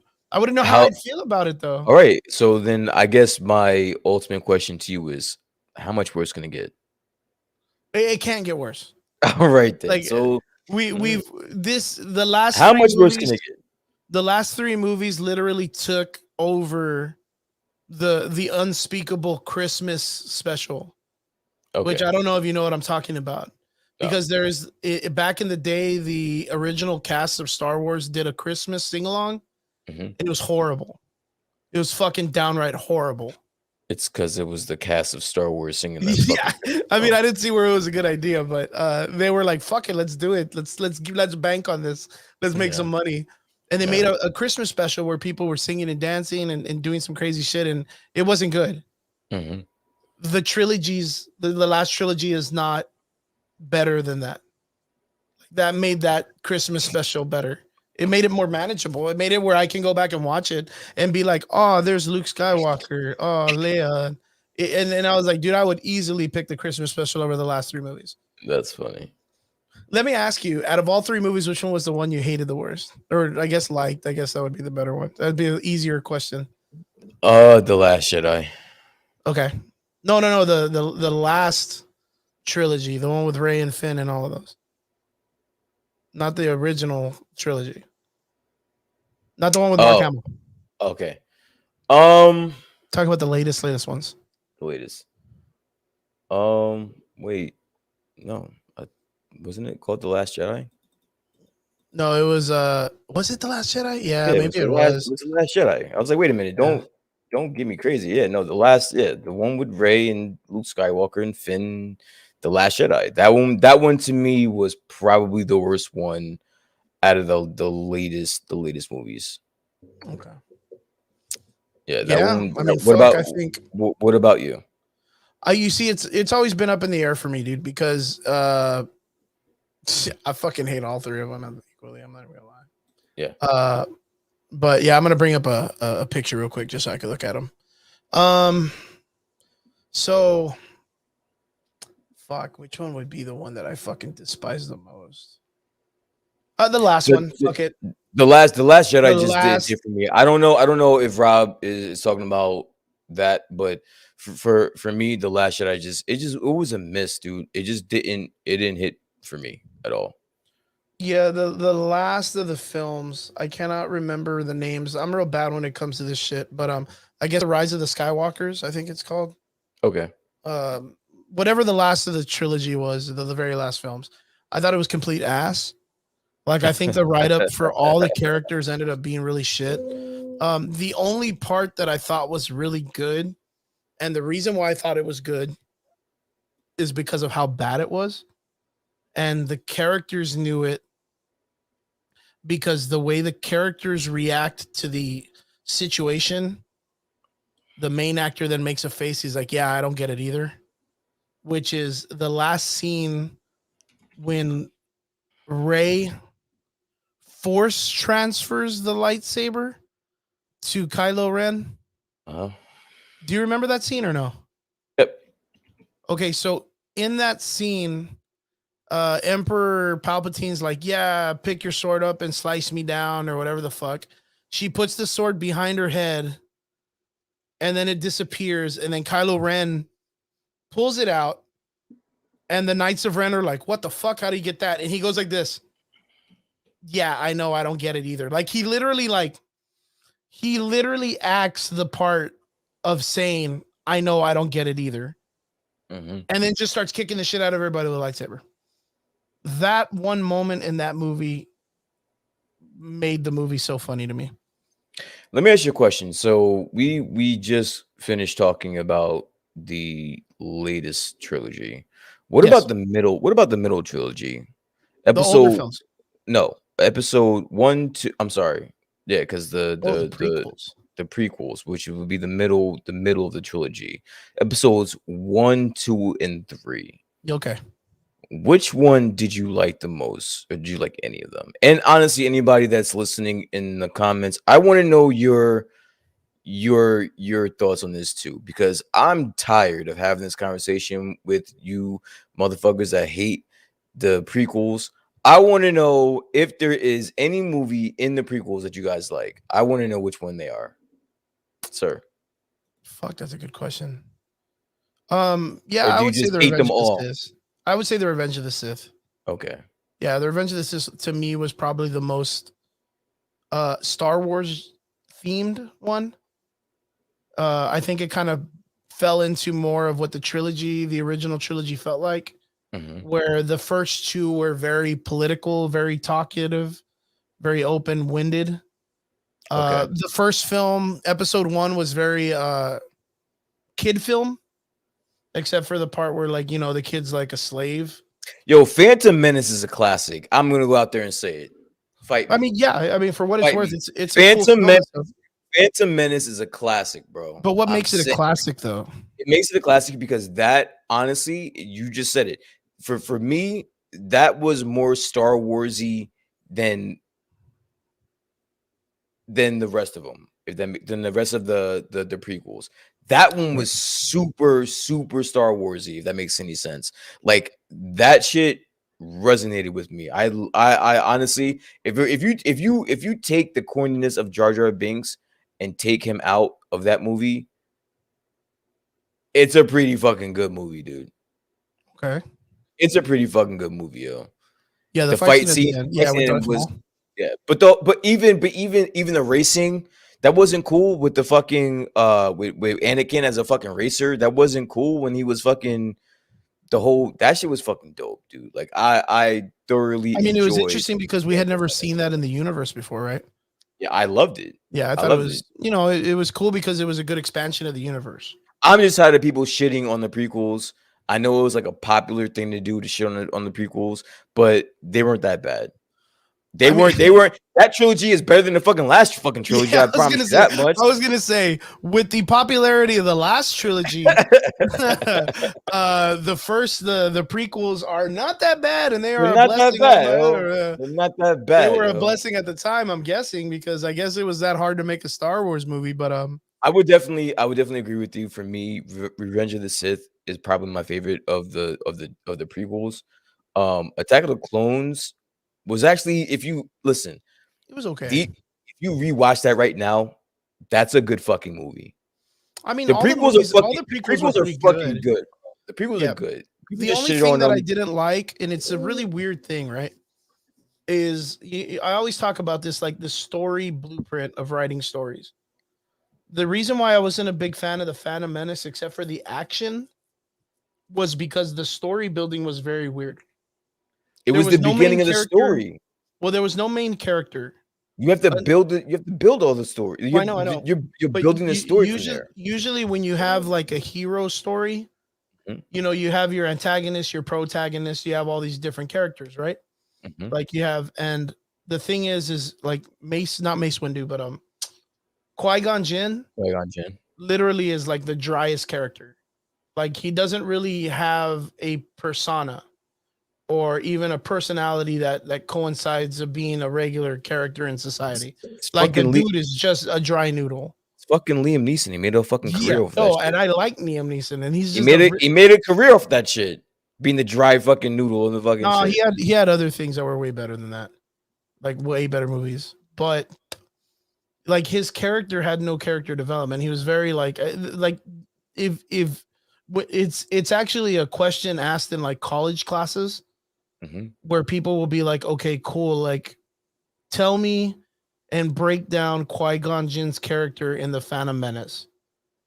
And it's a stumping question because it doesn't, you can't really be like, well, his character is an archetype Just a of master. this. Yeah, he's just a fuck. I would just say that he was just a Jedi master. There's Yeah. nothing more to say to it other than he was a master with an apprentice. That's it. That's it. Yeah. And I then don't I like, don't think I don't think that movie was trying to give, because it didn't want you to take your emotions away from Obi-Wan or from Anakin. So if he's Jar Jar like, was if a Jar Jar, Sith, I love that theory that Jar Jar was if Jar Jar was a Sith, bro, are you kidding me? He'd be that he badass as was a Darth Sith, bro. Plagueis, dude. I The love that. I fucking love most that. I he'd love be that idea.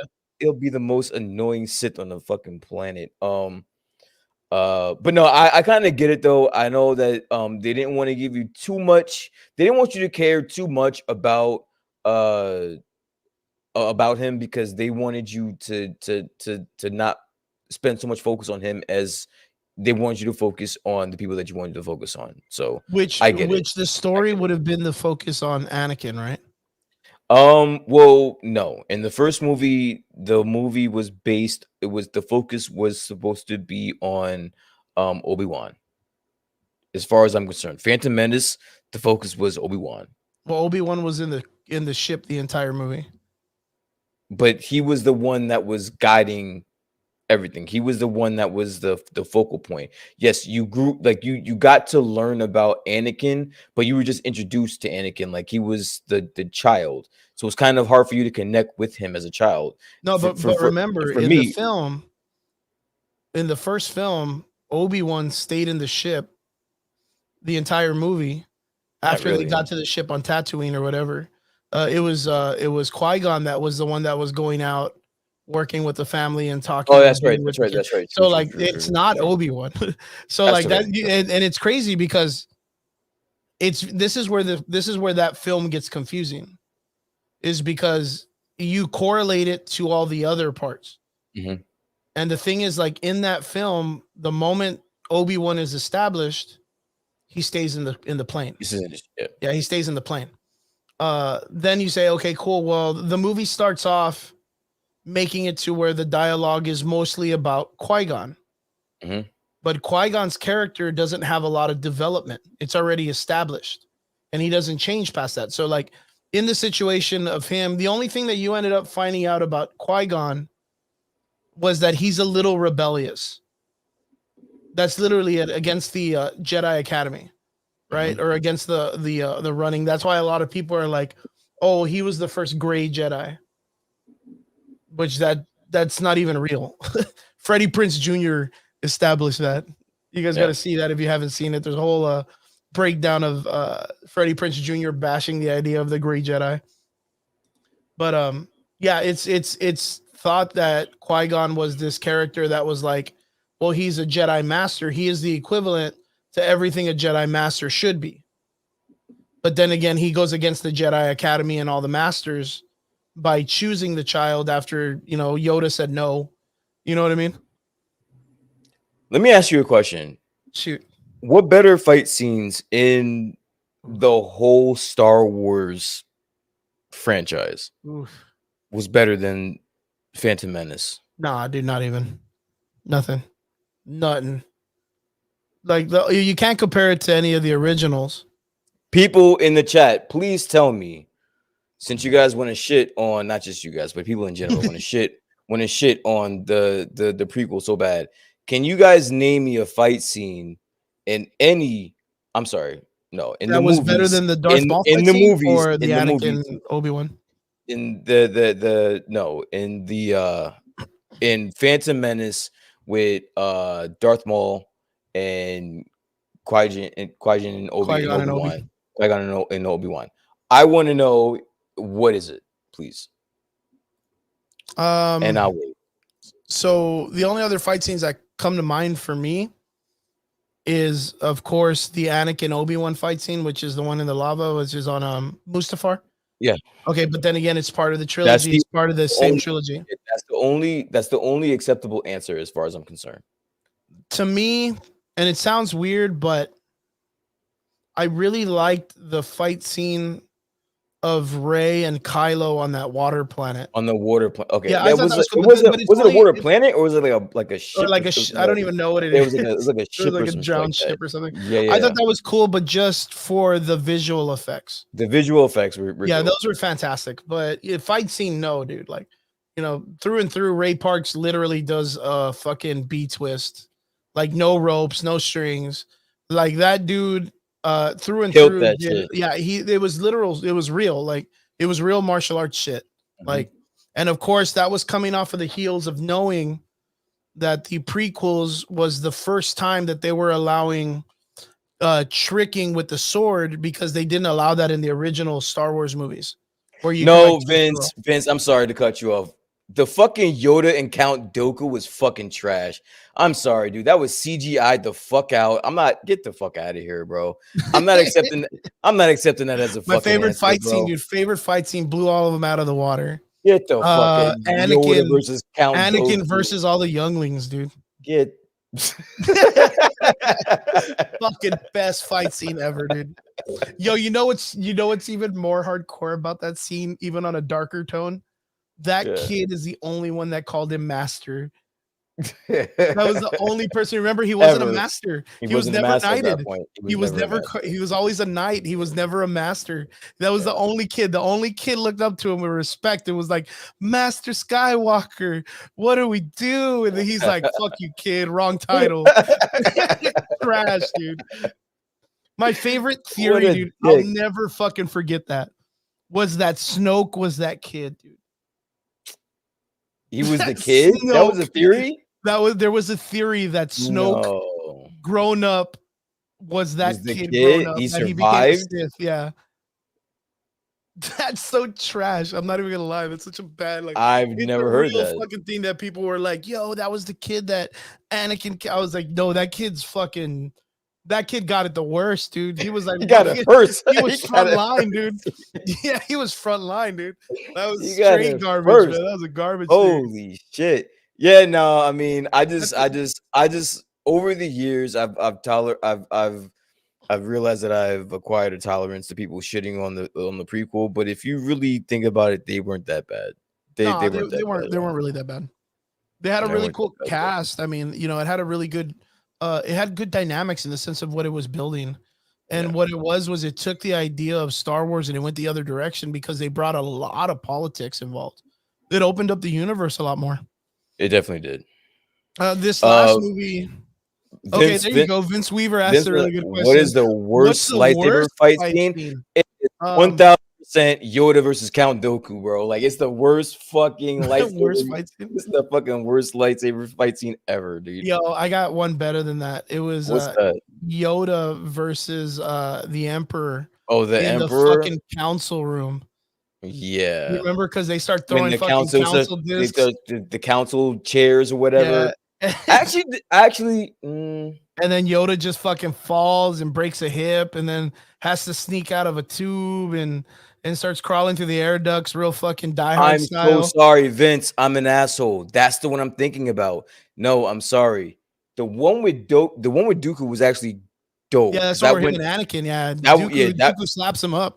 Yeah, no, that one was cool. It was the one you're talking about. That's Yeah, the that worst. was the trash ass one. That's man. the one you're talking about. The Yeah. one with the Emperor. That is the was worst. the trash ass. I'm sorry, Vince. I was shitting on your fucking shit for a minute. I'm sorry. Yes. You're right. I'm wrong. I'll say it on shittiest publications. light scene fight was shittiest was the Emperor versus Yoda. That shit was trash. Bro. literally, to me, the shittiest fight scene is literally every time the Emperor fights a lightsaber battle, dude. Because the scene with him doing the Mace Windu one, he looks like a fucking dumbass with a lightsaber. He pulls that shit back and does some. Looks just the actor himself looked like he never done anything of combat. Never like just swung a stick, played as a kid with swords, nothing, dude. Like that guy just looked like straight garbage. Mace Windu just like slapped him down for no reason. I don't know how that guy survived for so long. That guy had no sword ability. The Emperor had zero sword ability. All he has is the lightning. If he didn't have lightning, that dude would get tanked in a heartbeat. So yeah, man. I definitely popped for like Obi-Wan versus General Grievous. I popped That was a for good that one. when he took off the robe and he fucking like all his arms came out. I kind of popped for that. That one was pretty dope. I like That was a one. good Easter egg. In the Senate, there's the characters from Steven Spielberg's E.T. Like Yeah, I sitting did there. see Yeah, that. I do That remember was that. yeah, That's that a was a good really cool Easter Easter egg. egg. I like that It Easter was. egg.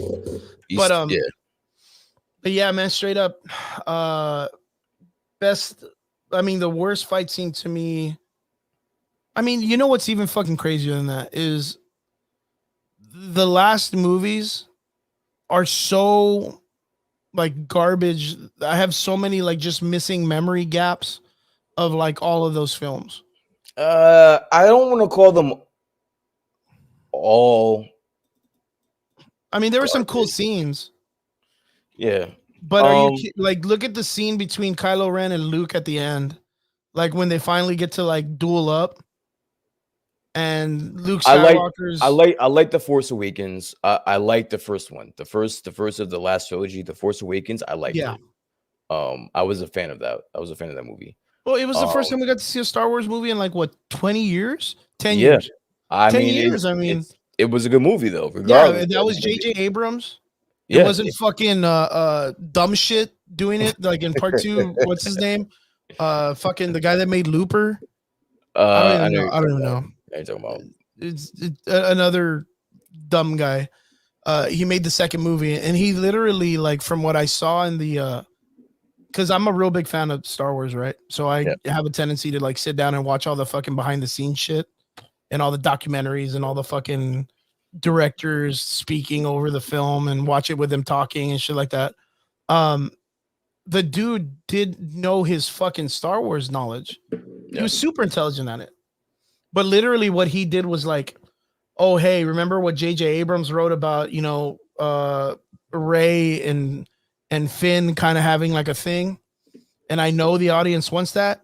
So Yeah. boom, I'm gonna throw in this Asian chick and Finn's not gonna fall in love with Ray. Because I know that's what they want. Mhm. And it's like, bro, this is the second to the last movie. Stop fucking around. Like just give us what we want. Definitive ending and fuck off. Like just give us a real ending to the story that we want. Yeah. And the guy was like, "No, man, I'm gonna make Easter eggs and these cliffhangers and like all this other shit." So like that's why they ended up getting all pissed off at that dude, and then fucking bringing back J.J. Abrams, and then J.J. Abrams just made like, "Hey, how's it going, Blip News? How's it going from YouTube?"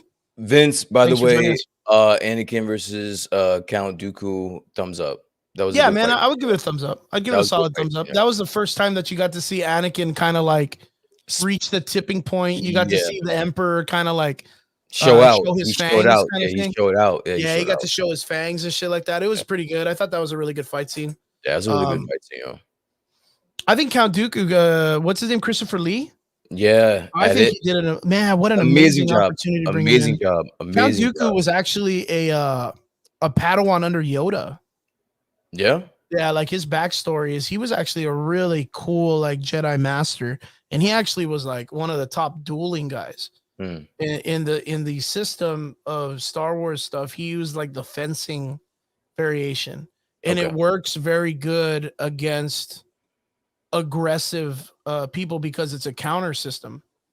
That's why he was able to fight Anakin so well, or that's why he was really bad against Anakin, but really good against Obi-Wan. Yeah. Because Obi-Wan's system was a defense style. So Mhm. all he had to do was get Obi-Wan to attack him, and then he could counter off of it. But having someone that's overly aggressive would just overpower him. And Anakin was just way too strong for him. OP. He was OP. Yeah, for just him. way too strong for him. He was OP. Dude. He was definitely OP. This shit is a was- that pot shit- smoking podcast. Well, not really. could be. But no, we're talking Light we're a him if you comic got book him. podcast. Comic books and anime and video games and movies and films and stuff like that. Blip So, if you got it, man. yeah. Line if you got him, man. But we do understand the marijuana stuff too. Like we understand it. So if you need anything, just let us know. We'll talk about it. But yeah, right now we're talking about a little bit of Star Wars news. Kathleen Kennedy is apparently going to be not stepping down from her top position in Star Wars or the Lucasfilms, but they're going to be bringing in David Filoni and John Favreau Yes, they're gonna be as bringing two of them the over people that are into going to the be movie. leading the Star Wars Yeah. filming department, which is great because they did a fantastic job with The Mandalorian. They have the Book of Boba Fett coming out soon, which is looking pretty prominent. And they just had one of the actors come out and say that, for what it's worth, in the trailers, they're having a lot of like parts where Boba Fett's coming out and acting like he's kind of like this, like a democracy, kind of like a person that's very, for the people kind of thing. But Mhm. he will still be that anti-hero, anti-villain kind of dude, still doing some murking shit. So I'm pretty excited for that. And the trailers look amazing, dude. He's just beating the shit out of people all over the place. That's going to be so good. But you know what? I noticed that I didn't get to talk about the last time What's is that? we did have a release of the Ahsoka Tano teaser title, right? Yep. Well, I don't know if you remember how I told you Ahsoka Tano came back into the series after her death. I think we talked about it.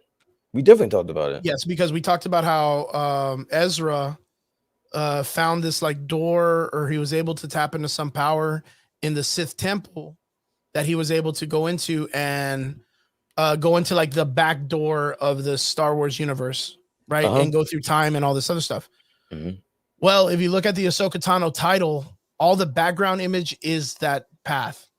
Okay. And I didn't realize that the other day when we were talking about it. But if you look at the title of Ahsoka Tano, you could see like all like the runes and like almost like astrology, like doorways and like things in the Okay. background, very, very like elvish drawings in the background. And that's apparently the mapping of the backdoor stuff.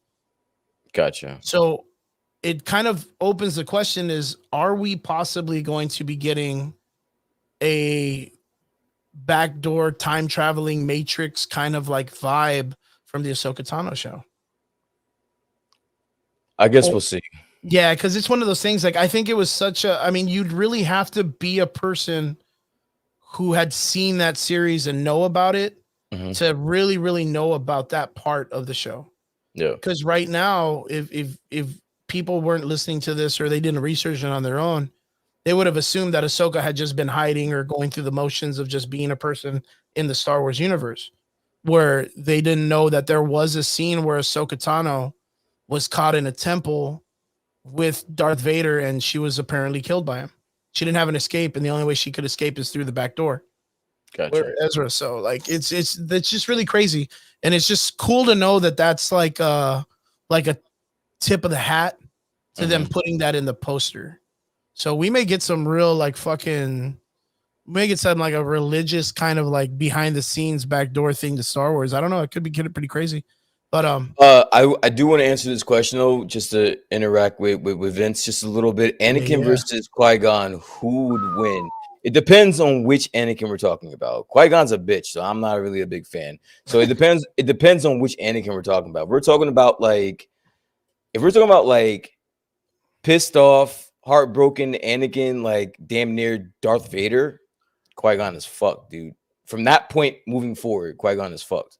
Anything before that, he's got a chance. That'd probably have to be me. Yeah, I'd probably be on the same stuff. If you're looking at Anakin in the third film, yeah, that guy's handing everyone their asshole. Dude. Yeah, Yeah, like I don't know how else to put it. the younglings, everybody, yeah, everyone was yeah. getting at, Everyone's getting that smoke, dude. everyone's getting the smoke. Yeah, Everyone's getting the smoke. Anything before the third film, Qui-Gon's got a he's got Yeah. he's got a chance. But third yeah. film, Qui-Gon had a better chance of kicking his ass when he was a kid. when he was a kid, Yeah. Other than that, no way. I'm sorry. I mean, for what it's even worth, like Qui-Gon Jinn wasn't even given the opportunity to have like a big fight. I mean, he got tanked by Darth Maul, dude. he got tanked by him. Yeah, he got tanked and he had backup. And he got backup. Yeah, he had backup. I mean, That's but then why again, I think that's the reason why I think more respect needs to be put on Darth Maul's fucking name, because he took on two fucking Jedi. Basically, well, one was an apprentice, one was a master, but they were both basically masters, bro. Like they were both fucking masters. He took on both of them and took one of them out, bro. the only reason why I don't give him props is because like right after what what He just took Obi-Wan. on a whole fucking Jedi Master. What are you talking about? Yeah, And then had to go take on another one. Yeah, but then he gets chumped by a dude coming out of a hole, and then just does a He just spent the first. He just. Are you kidding me? He just spent the last 10 minutes fighting 2 Jedi fucking masters, killed one of them, and then almost had the other one. Bro, you kidding me? Got him with like a cool spinny backstab. Come on, Right. bro. Nah, we gotta put more respect. And this, you're the type of people I want to talk about. Is you? You gotta put more respect on fucking that man's name, bro. He went out like a fucking. The reason G. why I put respect on Darth Maul is because of what they did with him in the Clone Wars and in the Rebels. That's after the fact. And they that did was an cool. amazing job with that. Was cool. But before that, I want more respect on his name. Before the Clone Wars, he took on 2 Jedi Masters and gave him that work, kid. The only thing that I'm iffy, the only reason why I'm iffy about that is, yes, he was fighting 2, but he kept them separated, which is strategic. And then those flappy doors or whatever really helped him out. He's smart. But there was a time where he was fighting both of them at the same time. Yeah, he was working both of them. You know what I'm saying? He's working both of them. So put more respect on my man Darth Maul's name. That's the fucking man. Now we have to look into this too, because of the fact that he tanks Qui-Gon with a badass spinning backstab move or whatever he did. Fucked him up. He did. But he sidekicks. I don't know why. I think it was more like a no, it's a sidekick. He literally sidekicks him in the mouth, right? He does like a fall and he falls in a hole and he's holding on to that shit. I don't know if you've ever done a chin up before. Oh, but Qui-Gon literally chins up all the way over his ass and does a front flip. He had the fucking Force in his back pocket, bro. You kidding me, bro? Like, he lands what and the does fuck you want me to do? He just does a little swip and bro, you kidding me, bro? He had the fucking Force in his back pocket, bro. And somebody please in the comments, somebody please help me out, please. Somebody for all that it's worth. I think the talk way he some went sense that was into so fucking weird. Chris, bro. You fucking kidding me? That's the only reason is he does that fucking flip over him and cuts him in half. And I was like, "Doe, you didn't see that coming, dude? Did you not read the script, Darth Maul? God damn it. I saw that coming too, man." This guy just put in that work and took on 2 Jedi fucking masters. And he falls for the okie dokie. He want to fucking fall. He want to fall for it. And he's such a badass that he survived that shit and carried your punk ass Clone Wars after that. Man, Vince is asking some good ass questions, man. From all the Vince asks from all the Siths, which one is the best? Damn, man. That's impressive. That's a good question because it depends on what you're looking for. It depends on what you're looking for. There's so many different Siths, though, like Sith Lords. There's so many different. Because you're looking at like Darth Revanus. There's so many. Darth Nihil.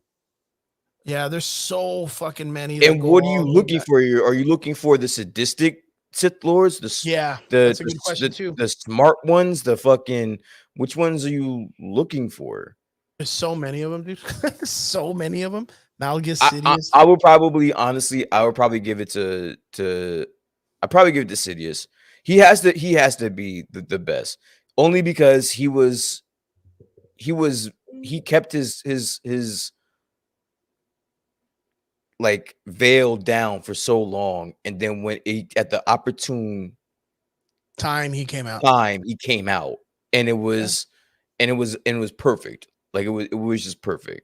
So for me, I would say Sidious. He's the ultimate fucking Sith Lord to me, dude.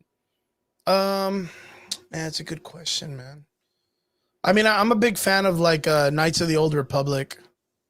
Okay. So like going into the Sith Lords like Magus and Revan and all those guys from back in the day, those guys. But then again, it's like they were more interesting stories.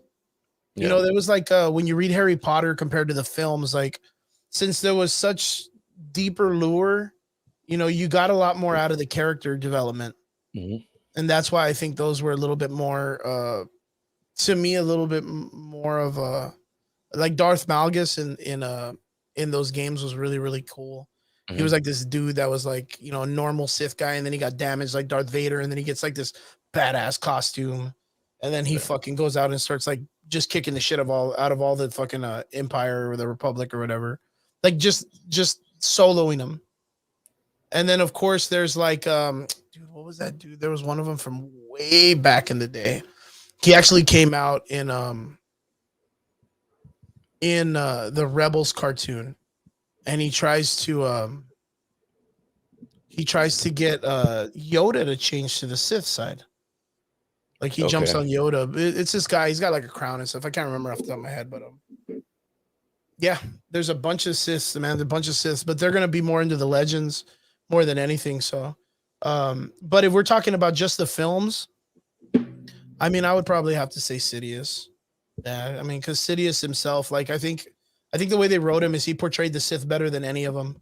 I mean, yeah, you Yeah. have Darth Vader, but I I was gonna think what say Darth makes Vader is a good run up, like a runner up, but Sidious was like genius in his plan. His plan was fucking phenomenal. It was yeah, great. I It think was overall, like Sidious, flawless. they handled his character development very well. Yeah. And then of course, like having it to where like he actually was established all the way to the ending of the whole entire film, like a good fucking almost century later. You know, he survived past everybody. So he was like, even from the original films, the prequels, Mhm. he's literally the only character other than Yoda that survives that long. So Sure. like, I mean, it's cool. It's interesting that he was able to survive that long and do so much damage, and how one person can change the world, kind of thing. Yeah. Um, and the reason why I don't really consider Darth Vader, because I don't really look at Darth Vader as like a Sith. Oh, he's a I just Sith, look at baby. him as a very complex character. I think I think for what Tony Stark is for the Marvel world, I think Vader is that for the Star Wars universe. Bullshit, dude. No, I really do. Fucking Vader was a complete Sith, dude. He chose just you can sympathize with the reason why he did it, but he is a Sith Lord. Period, bro. Yeah, but the thing is the fact that like we look at the Sith thing the same way, the traditional sense of the way the characters are written in the religious aspect. But if you think about it, Darth Vader really just used the Sith for purpose.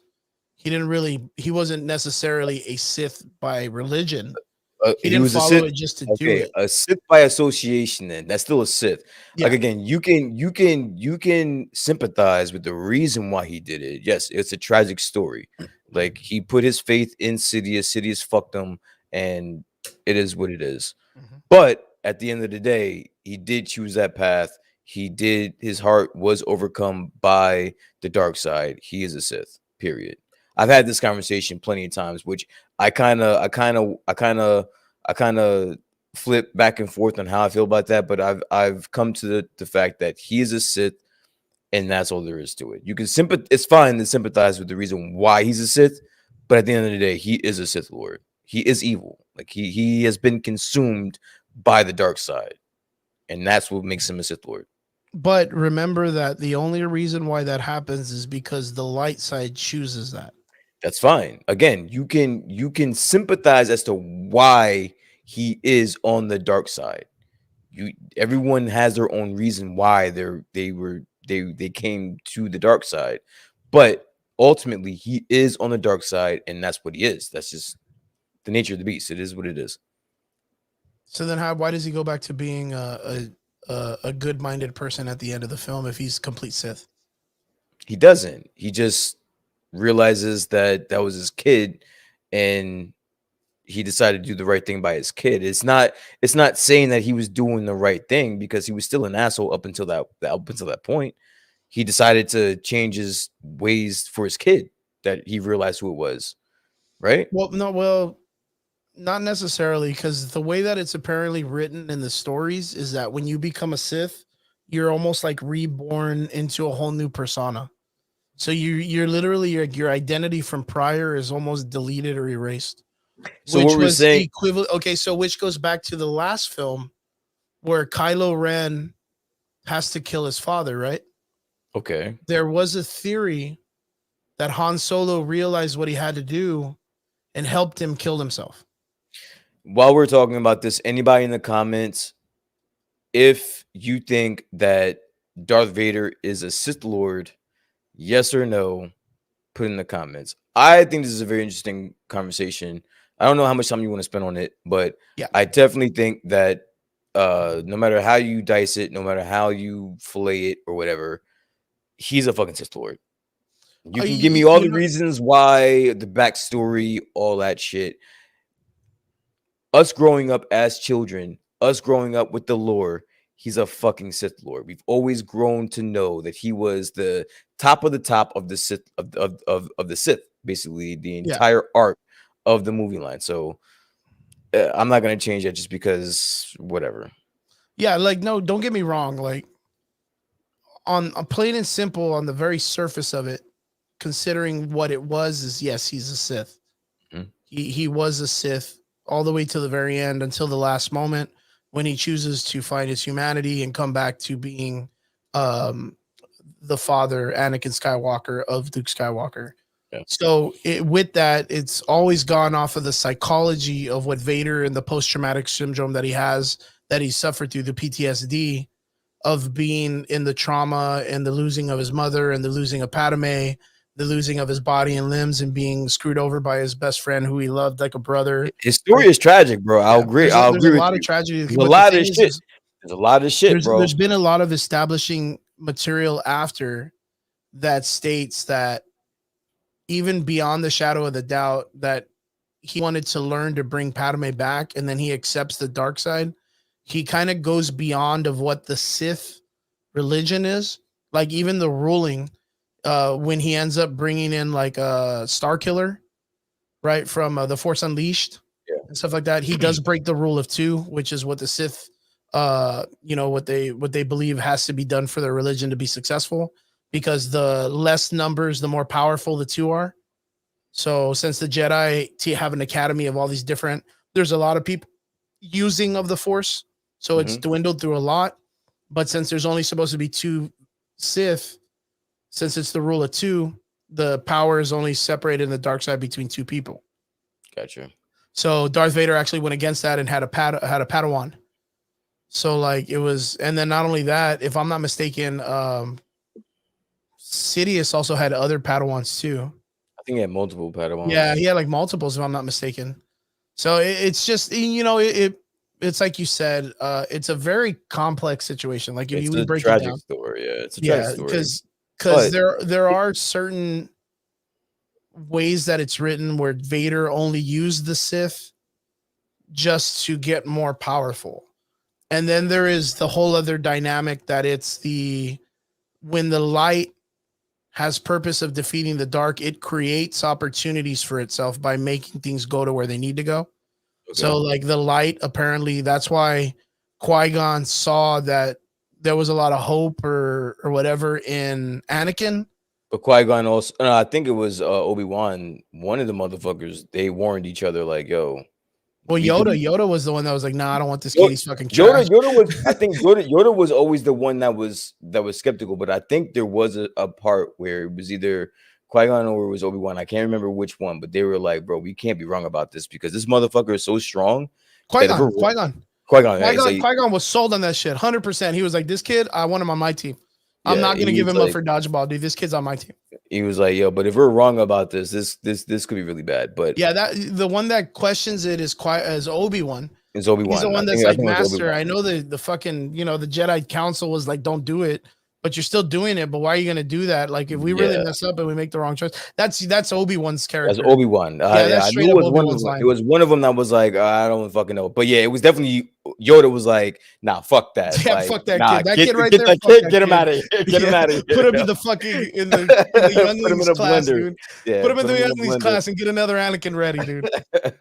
I do remember that, but like that was the sense of like it was the light showing Qui-Gon that they needed to get Anakin in, and then all that tragedy was supposed to happen because the kids were supposed to be born, which was going to eventually lead to them teaching Rey, which will eventually then bringing balance to the light side. So like all of that was apparently the light side making all of those things happen. True. And it's weird as fuck because I hate that, because everything is then predestined and you have no freedom of choice. True. That's just my biggest concern. But yeah, I can go on and on about Star Wars, but we do have a couple of little things. And of course we do want to talk about Hawkeye, of course, because Hawkeye got a new episode and it's really, really great.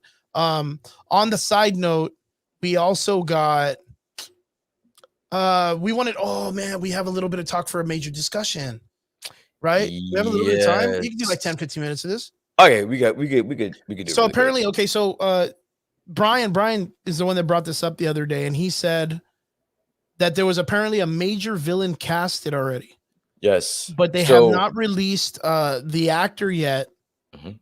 or the villain that he will be choosing. But he will be playing a major villain in an upcoming Marvel film or franchise. The one that we kind of casually know is we know that Jim Carrey's in the talks. And I think we heard that he's going to be hopefully playing MODOK. MODOK, yes. Yeah. But the question was, if they are going to bring another A-listing actor, who would the actor be, and what do we think would be the next possible villain that the MCU could be bringing in? Brian, I'm going to open the floor for this one for you, man, because I talk a lot for Star Wars. It's all good. We're not gonna spend too much time on this, ladies and gentlemen. And again, anybody that's in the comments, I want to know your thoughts. I want to know what kind of villain you would like to see in the MCU. And what is it? We're in phase 4. We're in phase 4, Yeah, right? we're in phase 4 coming up. We're in Marvel phase the 4. MCU. So I want to know in phase 4 or phase 5, I want to know which villain you would like to see. I think just my natural answer would be Doom. I think it makes a lot of sense. It's logical, being that the Fantastic Four is already announced. It's right around the corner. You can't have the Fantastic Four without who? Mr. Victor Von Doom. Victor Von Doom. So I think that if there was an announcement that they made sure that it was a major villain moving forward, that I'm thinking that, ladies and gentlemen, Victor Von Doom has been casted. So that's Chris, who you feel it's going to be, right? I do think that Victor Von Doom has been casted, and we are waiting to see who that is. Who do you think would be a good actor for Victor Von Doom? All right. So I did hear that, and I don't know how I feel about this. Maybe you can give me some insight on your feelings about this.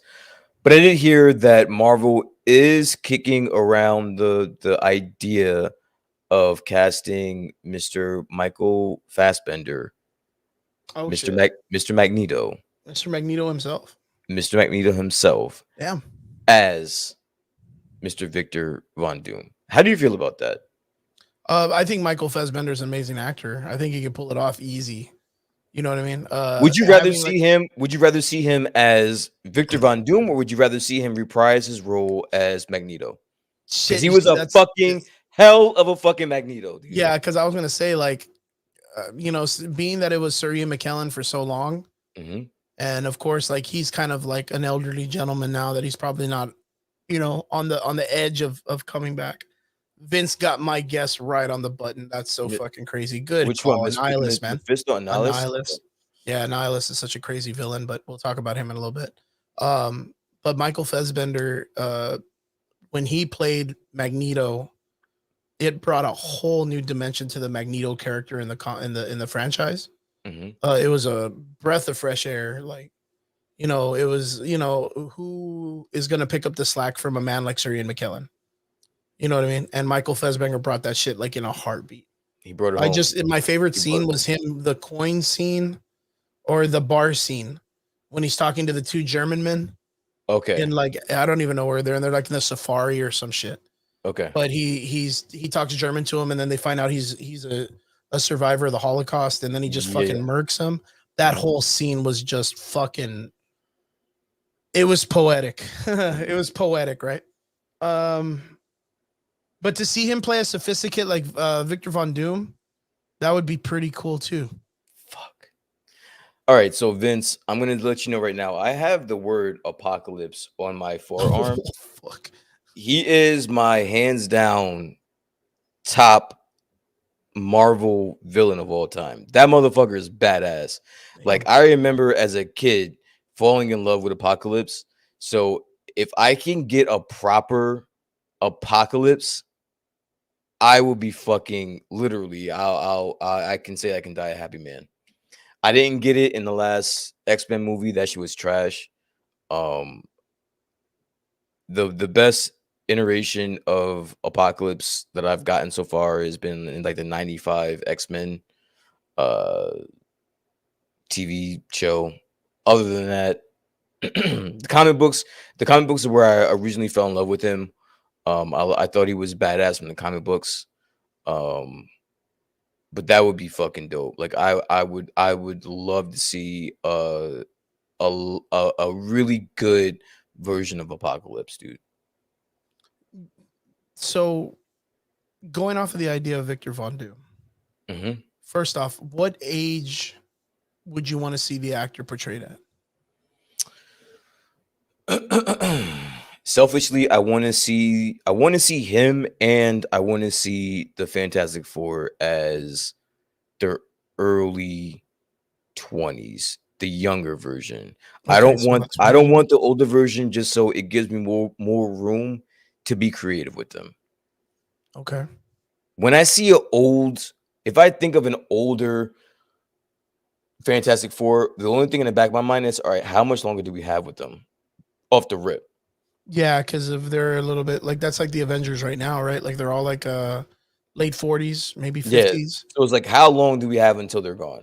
I don't want to think about that. I want to be mind free of any of that shit. Just give me some badass fucking characters. I don't want to worry about how much longer I got with them. This and the other. Like, that's just me personally. What I about you? y- You want the younger version, the older version? What do you want? Because you got to realize that if you get the younger version or older version, that's the version of Victor Von Doom you're gonna get as well. do we well, so we ended in the last movie we got in the Fantastic Four, we got a young Reed Richards, right?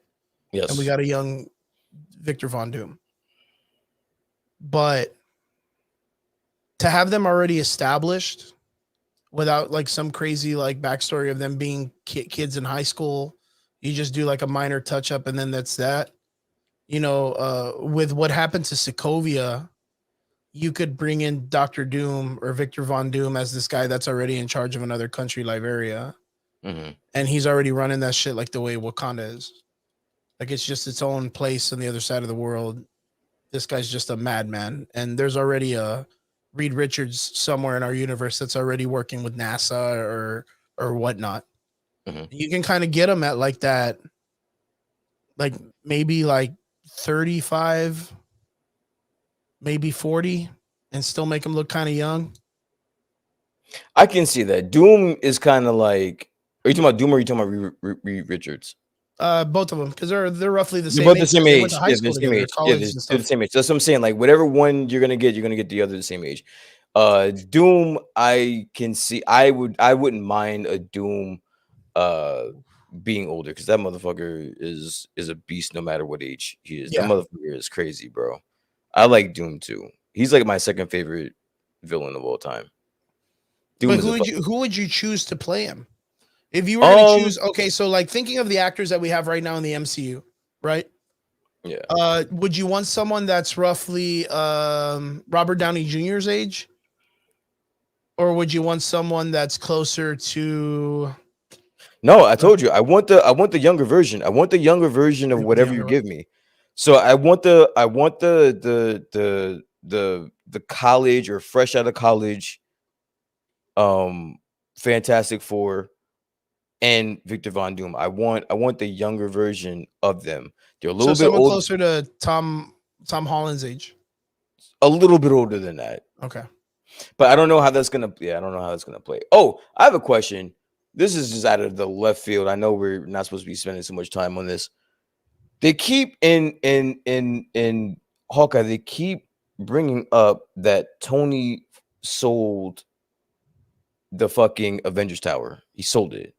They keep ping, they Oh keep yeah. bring, they keep bringing it up, and it's boiled down to either three people that own that building, either Reed Richards, Kingpin, or Mr. Victor Von Doom. Who do you think it is? It won't be Victor Von Doom. I think it could be one of those people would probably be what's his face, Reed Richards. But I think that building that he naturally lives in is already a building, like it's its own place. Okay. Yeah, like if I'm not mistaken, let me see. Fantastic Four building. I It's called think like the it's Baxter Building. the Baxter Building. Yeah, the I Baxter think Building. I think that's what they renamed it in the MCU. That the Avengers Tower Well, could if that's the case, if possibly they end up turn saying that, into the Baxter if Building.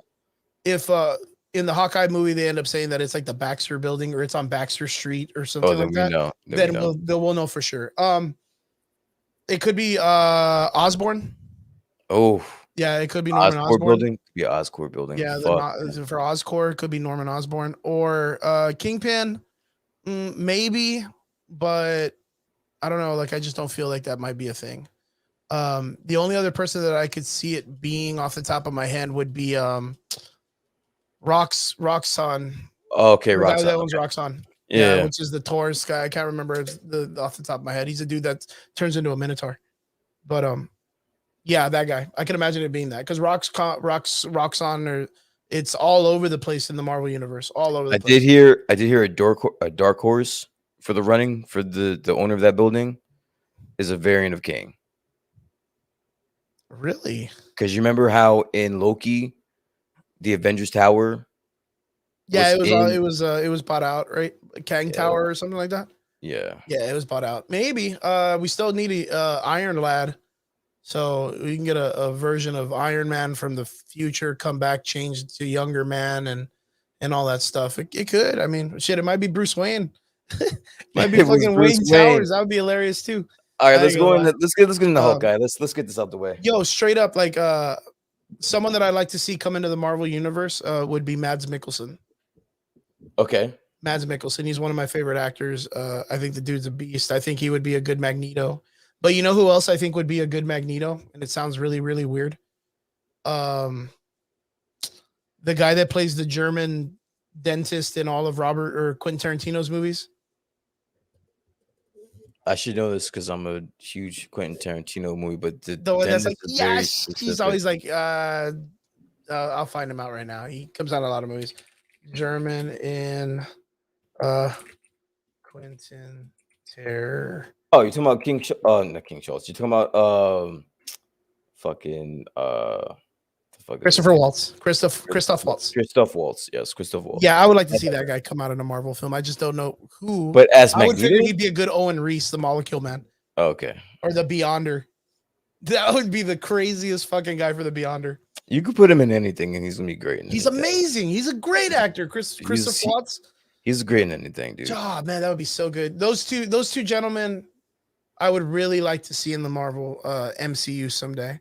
The only other villain I would like to see right now would be the Annihilus, because he ends up being like this cancer in the cosmic landscape, and it brings in Nova and the Guardians, and it's a great storyline, really, really great storyline.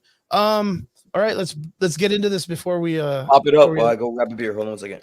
Yeah. So right now, what we're going to be doing is, everyone in the comments, we are going to be jumping into our next section, and the next section is Hawkeye. We got a new episode this past week. We are on episode 3 of the Hawkeye Disney special. That is the Marvel MCU Hawkeye character, Clint Barton, with a new character named Kate Bishop, who is apparently going to be the new female Hawkeye.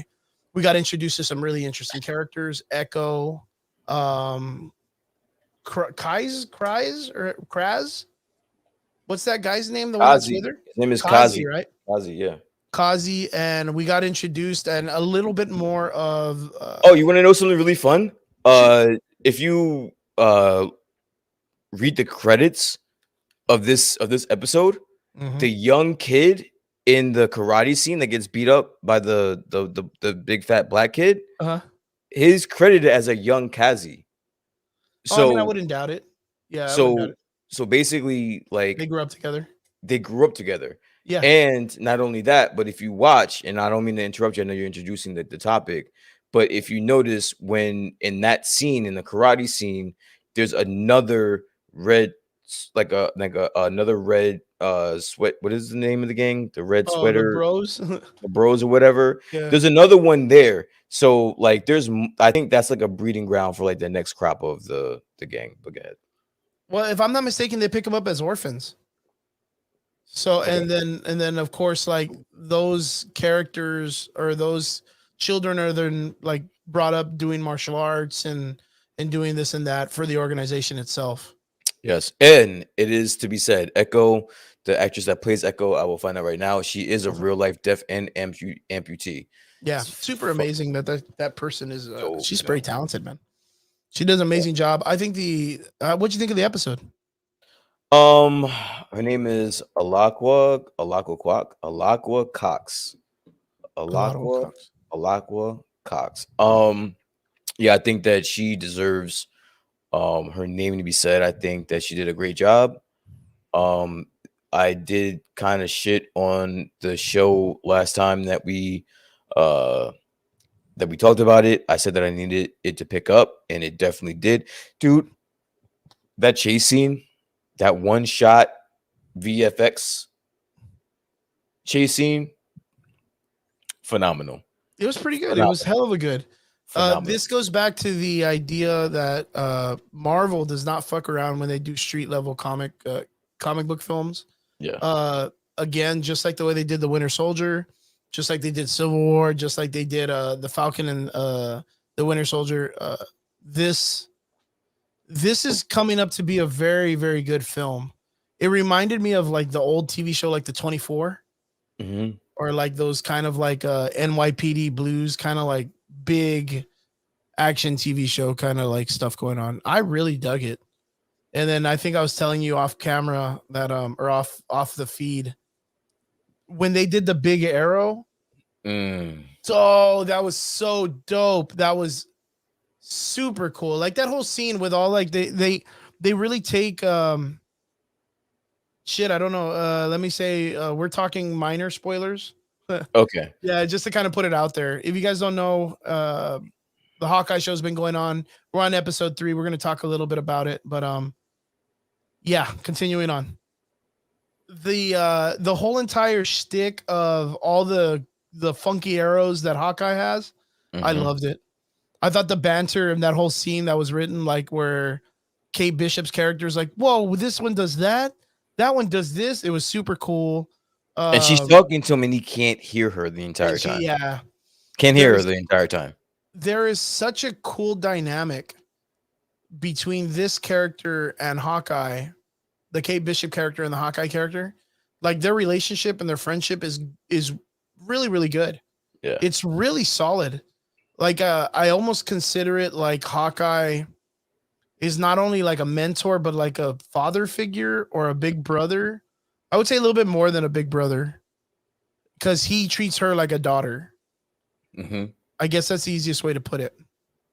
But there is so many weird connections that are going on. I was super surprised It's a lot of that weird shit going on. yeah, that they brought up swordsman so fast.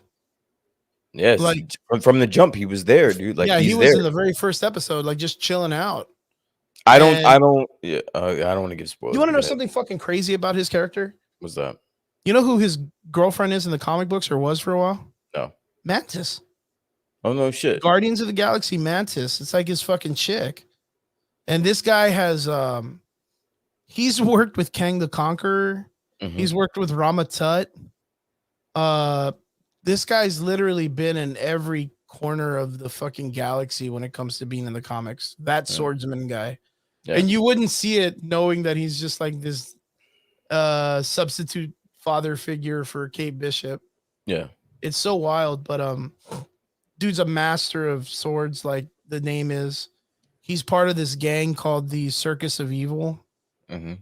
And in the Circus of Evil, they have a bunch of bantering characters. The bantering characters, can you hear me? I can hear you. Yeah, sorry about that. There's a bunch of circus characters. There's like a tough man. There's like these two high flying characters, Mhm. the tough woman or the one that can talk to animals. It has a whole entire circus, but the swordsman played a mentor in the comic books for Kate Bishop and Hawkeye. Okay. Like when Hawkeye was a young man, him and his brother both trained under him in the Circus of Evil. So like that's the other thing is Hawkeye's got a brother and his brother's name is Trickshot. which is very similar to the way Green Arrow has that kid in red. Mm-hmm. So it's very crazy because we were on a chat the other day with Robert and everybody and Trigger and stuff like that. And I mentioned that, oh, dude, you know, Swordsman, what if they bring up the Circus of Evil? And everyone, I think, kind of came to the terms like, nah, we only have like 3 episodes left. We have one picture that got released where it's like siphon filters in it, but that's like a comic book accurate representation of Yelena, who's supposed to be in it also. Yelena Belovovich or whatever, the new Black Widow. Mm. So that's already like a big thing to be bringing in, like the A-lister of the new Black Widow films. You know what I mean? This is where And they're going who to else? debut her. And who else? Kingpin. Yeah, Kingpin. So that's pretty wild, man. And you want to know what? We talked about how who was the person in the black costume with the siphon filter, right? And I mentioned someone. I said clown, right? Mm-hmm. Well, you know that's Kazi. So, all right, I want to stop right here. We've given our takes on the show. Yeah. I want to know what you think, and I want people in the comments as well. Tell me what you think right now, being 3 shows in, three episodes in. What do you guys think is going on in the show? Chris, tell me what you think is going on in the show and what your and this is spoilers or fuck it. If you haven't seen it by now, whatever, get out the feed. But tell me what you think is going on right now. Okay, so one, the people that were in the very, very beginning were a syndicate of people that they're kind of like the vultures people that get items from Avengers destroyed The circuits scraps. and Yeah. they have like an underground auction thing that they got, right? The Okay. swordsman is the swordsman. He is actually the leader of a crime syndicate where the crime syndicate itself is a faction of the Kingpin's military, Okay. right? So everybody answers to the Kingpin, which means everybody has the hand and everybody does all this stuff, which is why we had Hawkeye fighting the hand in the movie as a Ronin. So it all correlates to each other, but man, it's really, really weird because with the introduction of the swordsman, it brings in the ringmaster and a whole different faction other than the Kingpin. So I really don't know what to tell you in the sense of what I think the show is doing. What I know for sure is they're trying to establish that Hawkeye is going to have a new pass the torch. What I don't know is if when he passes the torch, Hawkeye literally says, okay, I retire. And the swordsman says, don't worry, I got it. I'll be her mentor. And then the swordsman is the one that mentors her into being a hero / he's a villain because he's a crook. I would be I like the way that you're thinking. I would be highly surprised if the swordsman turns out to be a villain in this show. I think that it's like a misdirection here. I think that based off of what I do know from the comic books or whatever, I think he's going to be an ally. I think that he's going to end up being a mentor to somebody. I don't know if it's going to be Hawkeye, if it's going to be Kate. He's going to be a mentor. And the big bad in this show is the mom and Kingpin. I think they're working in tandem. Ooh, that's a good call. That's a really good call. Yeah, I think they're working in tandem. I think that the mom found a way out of whatever financial situation they were afraid of in the first episode, killed the pops, no longer have any type of financial situation. She took that, ran with it, grew into the empire that she's got now. My question to you is, I have a question out of this last episode. If your mom is the head of a security company, why the fuck would you think is a good idea to go to her house and try to hack her fucking security system? Right. Like, what the fuck were you thinking? And why didn't Hawkeye be like, wait a minute? Yeah, that's a good idea. This is not a good idea. Yeah, it's a good Like, idea. this is not a good idea. Like, this is that I mean, that is the that writing part has pissed its me little off. like quips and quirks, right? I'm not listen. I'm not shitting on the writing. The writing has been perfect. Don't change it. The action has been perfect. Don't change it. That just stuck out to me. I'm like, wait a Okay, minute. so knowing that the mother is supposed to be working with the kingpin and all that stuff in theory, right? Yeah. It's kind of a big talk and it's a big call. It's a big dicey call. And the reason why is because in the next episode, in the trailer for the show itself, we know that there's a scene where a swordsman and the mother are sitting on the opposite side of Hawkeye and Kate Bishop. Mm-hmm. And the mother's like, so you guys are friends? Like, how did that even happen? And the mother, of course, knows who Hawkeye is because he's a celebrity superhero or whatnot. Okay. Or yeah, Hawkeye. She knows who Hawkeye is because he's a celebrity superhero. I think it'd be very dicey for the mother if she's caught up with the Kingpin to be that close to a superhero and not be worried that she's like, being scouted or whatnot. And the conversation looks very casual in the trailer. What I think's what's really dicey about that is the swordsman literally holds up Hawkeye with the Ronin sword. Like he holds it up to his neck, which he's literally using it out in the open after he didn't tell anybody he jacked it or stole it or whatnot.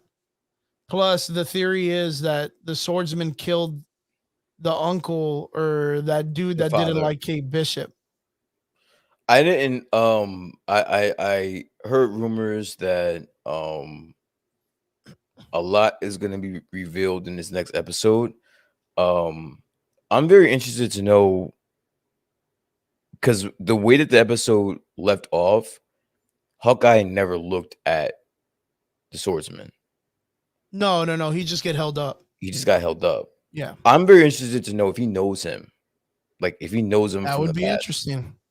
Because if he's like Clint and he's like swordsman. Why did the swordsman want the swordsman has $0 and it's known because that's what the uncle said. So you don't have money to be bidding on this sword. Yeah. Why did he want that Ronin sword so bad? Because he might have been the Ronin in the past. No. The reason why he wanted the sword is because he's just got a fascination with swords. That's literally his thing. Like, it's not even funny. And the reason why is because in the comic book, the swordsman actually acquires a sword that can literally cut through anything. Like anything.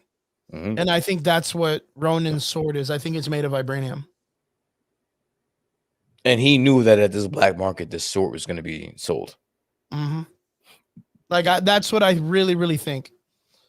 I think he knew from the rumors on Ronin going around and killing people and cutting people, and it, like, I don't know, slice cutting through other swords, or there's going to be some crazy shit about the sword you watch. I mean, for fuck's sakes, it's a lightsaber made of metal. It retracts into its own handle. Yo, if the episode opens and they look at each other and they know each other, dude, I'm gonna call you and I'm like, I told you, motherfucker. That they know each other. That they know each other. Nah, I don't think it's gonna go that way. I really don't think it's gonna go that they know each other. Maybe not. And you want to know what? I have this really weird vibe that they're gonna bring in his brother, and his brother's gonna be the dude that killed the uncle. Yeah, I don't. By the way, I don't think that was Hawkeye as Ronin that killed the father. And the reason why I think Trickshot is going to be someone that comes into this is because Trickshot actually worked in the Thunderbolts, and he was also the Hawkeye for the Dark Avengers. Mm. So, like, right now, as a matter of fact, throughout all the other films, they're building up the casting of the Thunderbolts. And Thunderbolts. They're building up the casting, so you need a Hawkeye, and it needs to be not a little girl, but it needs to be a grown-ass ex-con villain guy to look like a hero. Because that's who the Thunderbolts are. They're a bunch of ex-cons. Mm-hmm. So what if the reason why the swordsman is here is because he heard that Trickshot is in the area and he's planning to do an assassination on someone? And the swordsman showed up to stop him and to, like, kind of like, because he helped Clint Barton's brother when they were younger or something. It's very interesting. If he knows him, then that gives us more theory that there's going to be a trick shot that's coming, and he'll be the villain, and that's why they believe old Bullseye, but they did that in Daredevil. That's why Bullseye I don't think would be it's a good call, but I don't think it would be him. It'd be trick shot. Who the fuck played Bullseye? Fucking what the fuck was his name? Oh, in the old movie, Colin Farrell. Was it yeah, Colin that was in the Farrell? old movie. That was in the Ben Affleck movie. Colin Farrell was That was in the Ben Affleck Nightcrawler or Night fucking Daredevil or whatever. Daredevil. Yeah, if they do know each other, there's a possibility that he trained his brother and continued on, and then his brother defected away from the circus of evil and fucked everybody over. And yeah, it would be very interesting because that would be the reason why that chick at the ending of Black Widow went off and told Yelena that Hawkeye killed his sister, because it was actually Trick Shot that did it. Because they're like twins. They wear like the same shit and they do the arrow shit together. Gotcha. So you get that. So you can see how it kind of correlates to the idea that Trick Shot, the brother of Hawkeye, could be a villain. So like if we see people in the next couple episodes getting murked with arrows, it's a huge possibility. I don't know if Trick Shot's gonna come into play. I just know that something in me is telling me that that is not Hawkeye in that ruining suit killing Echo's pops. That wasn't him. Oh yeah, that's right. I don't even remember that scene. That was somebody else. The whole scene that drives her through the whole show. Yeah, no, dude, through the whole show. I don't think that was him. I think he knows of it. I think that might have been the person before him in the Ronin suit. Like, there's something about this suit. Like, why is he going through so much to get this suit back? Have you ever asked yourself this? Like, why does he want the suit so bad? Like, why would he not just let it burn? It brings nothing but bad memories. So why not just let it burn in the fire? He did kind of mention the fact that he knows he wronged a lot of people wearing it, so he knows that. So why save it? So let it burn. Why save it though? Well, I mean, he wants it like this. It's something up about this suit that I can't place my finger on. That's not been brought to light yet. Almost like it was like a legacy suit. Like a legacy. Like yeah, you can't let that burn. Like you have to get it. Like it's like a oath or some shit like that. So I'm saying like that's definitely not him killing the sweatsuit gang in that fucking room. That's somebody else. It's gonna turn out to be somebody else, and that's not him. That's my fucking prediction, dude. That's a good call. I never even considered that. I mean, I kind of just took it for what it was at face value. That during that time, during the Endgame film and all that stuff, that Ronin really was going around killing and murking people. Yeah. But then again, if you think about it, like that was only a couple of years ago, and now Echo's like, well, she was about that age, right? She was like almost like a couple of years younger. It was only about a few years before. Yeah, because she was like the person. She's like the actress she was now, right? Mm-hmm. Yeah, but then again, it's a good point, man. What if there was an impersonator that was going around as Ronin, going around and using that momentum that he did to go and still murk people at the same time? Mm-hmm. And that would be again another opportunity for them to bring in someone who is somebody else, same body size, same skill level, same everything, which would be his brother Trick Shot. Yeah. So do I think Trick Shot? I don't know, man. And the reason why I say that is because it's weird writing to bring him in the third episode. You would have already had like little nodges to them having, or at least Hawkeye acknowledging like, oh, well, I need to get that suit back because there might be people that are impersonating me. Yeah. Like he would make some type of nod to the idea that someone else other than this girl is out there doing the same thing, but doing it in a more vulgar way. Right. Yeah. And the thing is the thing up in the air is still that someone killed the uncle. And everything points at the swordsman, but I think you're onto something when you said earlier that the uncle or the swordsman does not feel like a villain. He doesn't he seems like he has, you know who he reminds me of, and it's really weird. In the comic book, they started writing Bartok the Leaper, which is George St. Pierre's character. Yeah. They started writing his character in the comic book as like a mentor to Gwenum or Gwen Stacy's Venom or Deadpool. Gwenpool.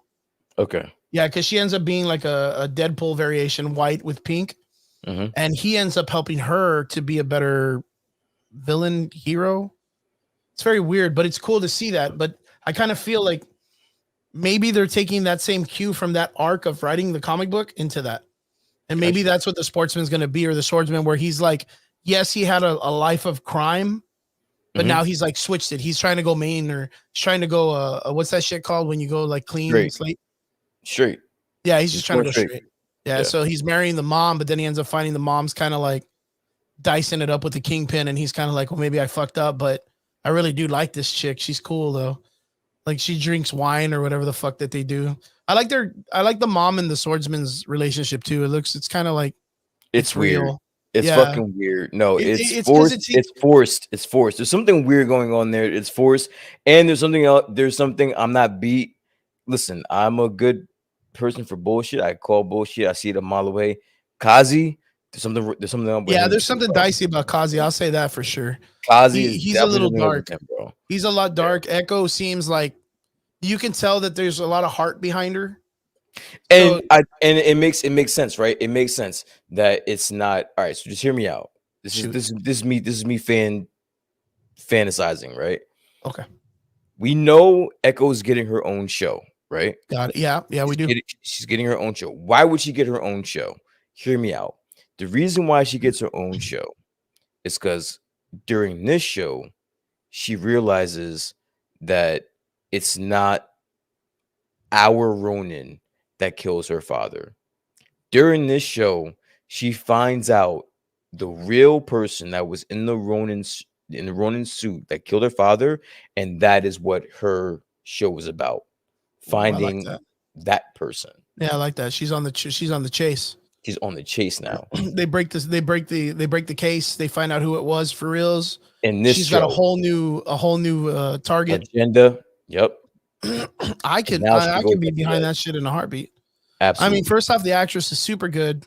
The way she portrays herself on film and her emotional content, like it's I feel it every time she says something or whatnot. There's not really anything said in malice. Like she just kind of wants to just really understand people. Yeah. But she'll get the fucking job done. If she needs to break a kneecap, she'll break a new kneecap.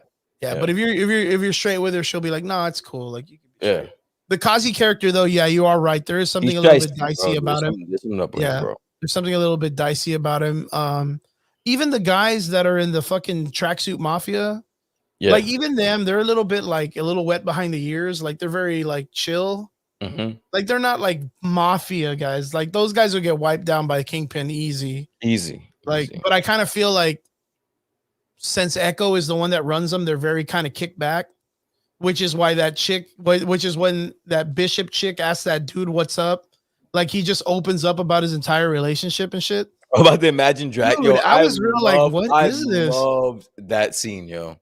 I thought it was real funny because it kind of just takes out of the vibe of what you're expecting, and then it goes on the fact of why like Hawkeye isn't like treating these guys as serious as he would like the Yakuza. That was Tell me this show is not comic booky. It's the comic booky. It's the most comic booky show to date.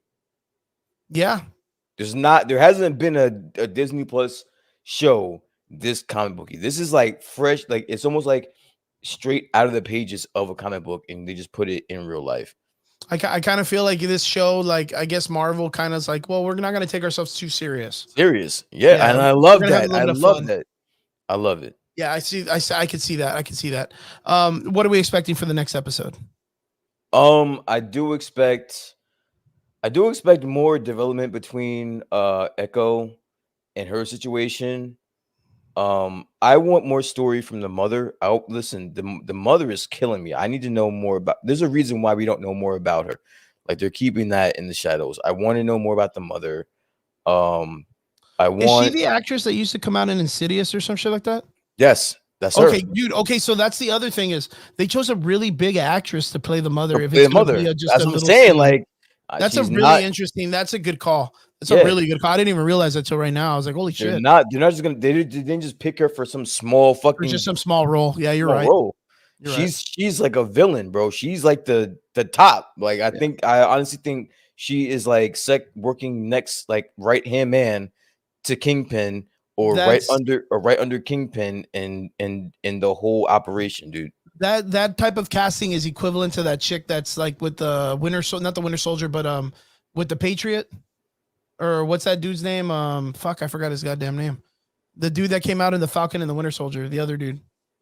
The other Captain Um, America guy, I forgot his stupid ass name off the top. oh, Agent, John, yeah, Winter Agent. Yeah, Agent I got you. I got something, you. I got you. yeah, I got whatever you. I the got you. I fuck got his you. name is. I can't think of it on top of my head. Kurt Russell's son. How about Yeah, that? the lady that gets him to be in charge of the Thunderbolts or whatever. Yeah. Like it's that kind of Okay. casting where it's like that it's a big actress. She may not be an A actress right now, but you know her because of her reputation throughout other franchises. Yeah. And you're not just gonna put them in something very small. You'll use them for a little bit and then bring them into something bigger later. Yeah, that's a straight gangster shit. Straight gangster shit. Yeah, man. I So, really hope sir, you're grading on this episode. 5 out of 5, dude.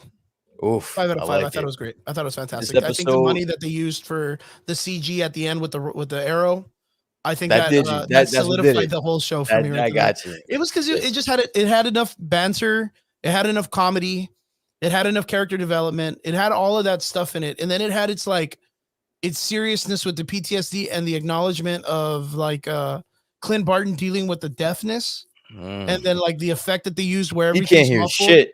Yeah, it really creates this relatability that you feel for him, and then that he's suffering in some way, but then he's very just very nonchalant about it, that he doesn't he's still very selfless. Badass. He's still such a selfless dude.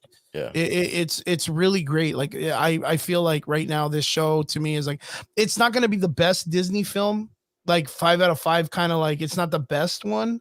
I still really, really like the Winter Soldier and Falcon.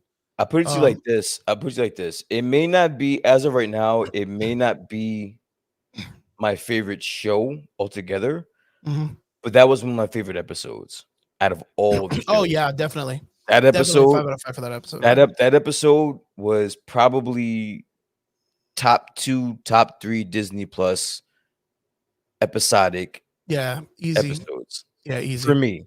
That was fantastic. I think I love Jeremy Renner. I love anything that he's in.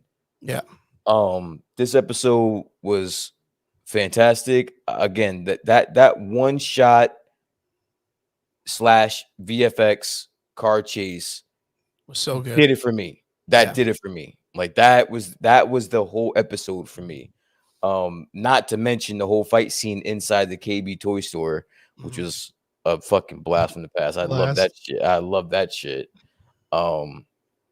Yeah, the episode that shit was fucking fun. I enjoyed that. That episode. To answer Vince Weaver's comment, he asks, do you think Yelena's going to kill Hawkeye in the end and then find out the truth and then feel guilty?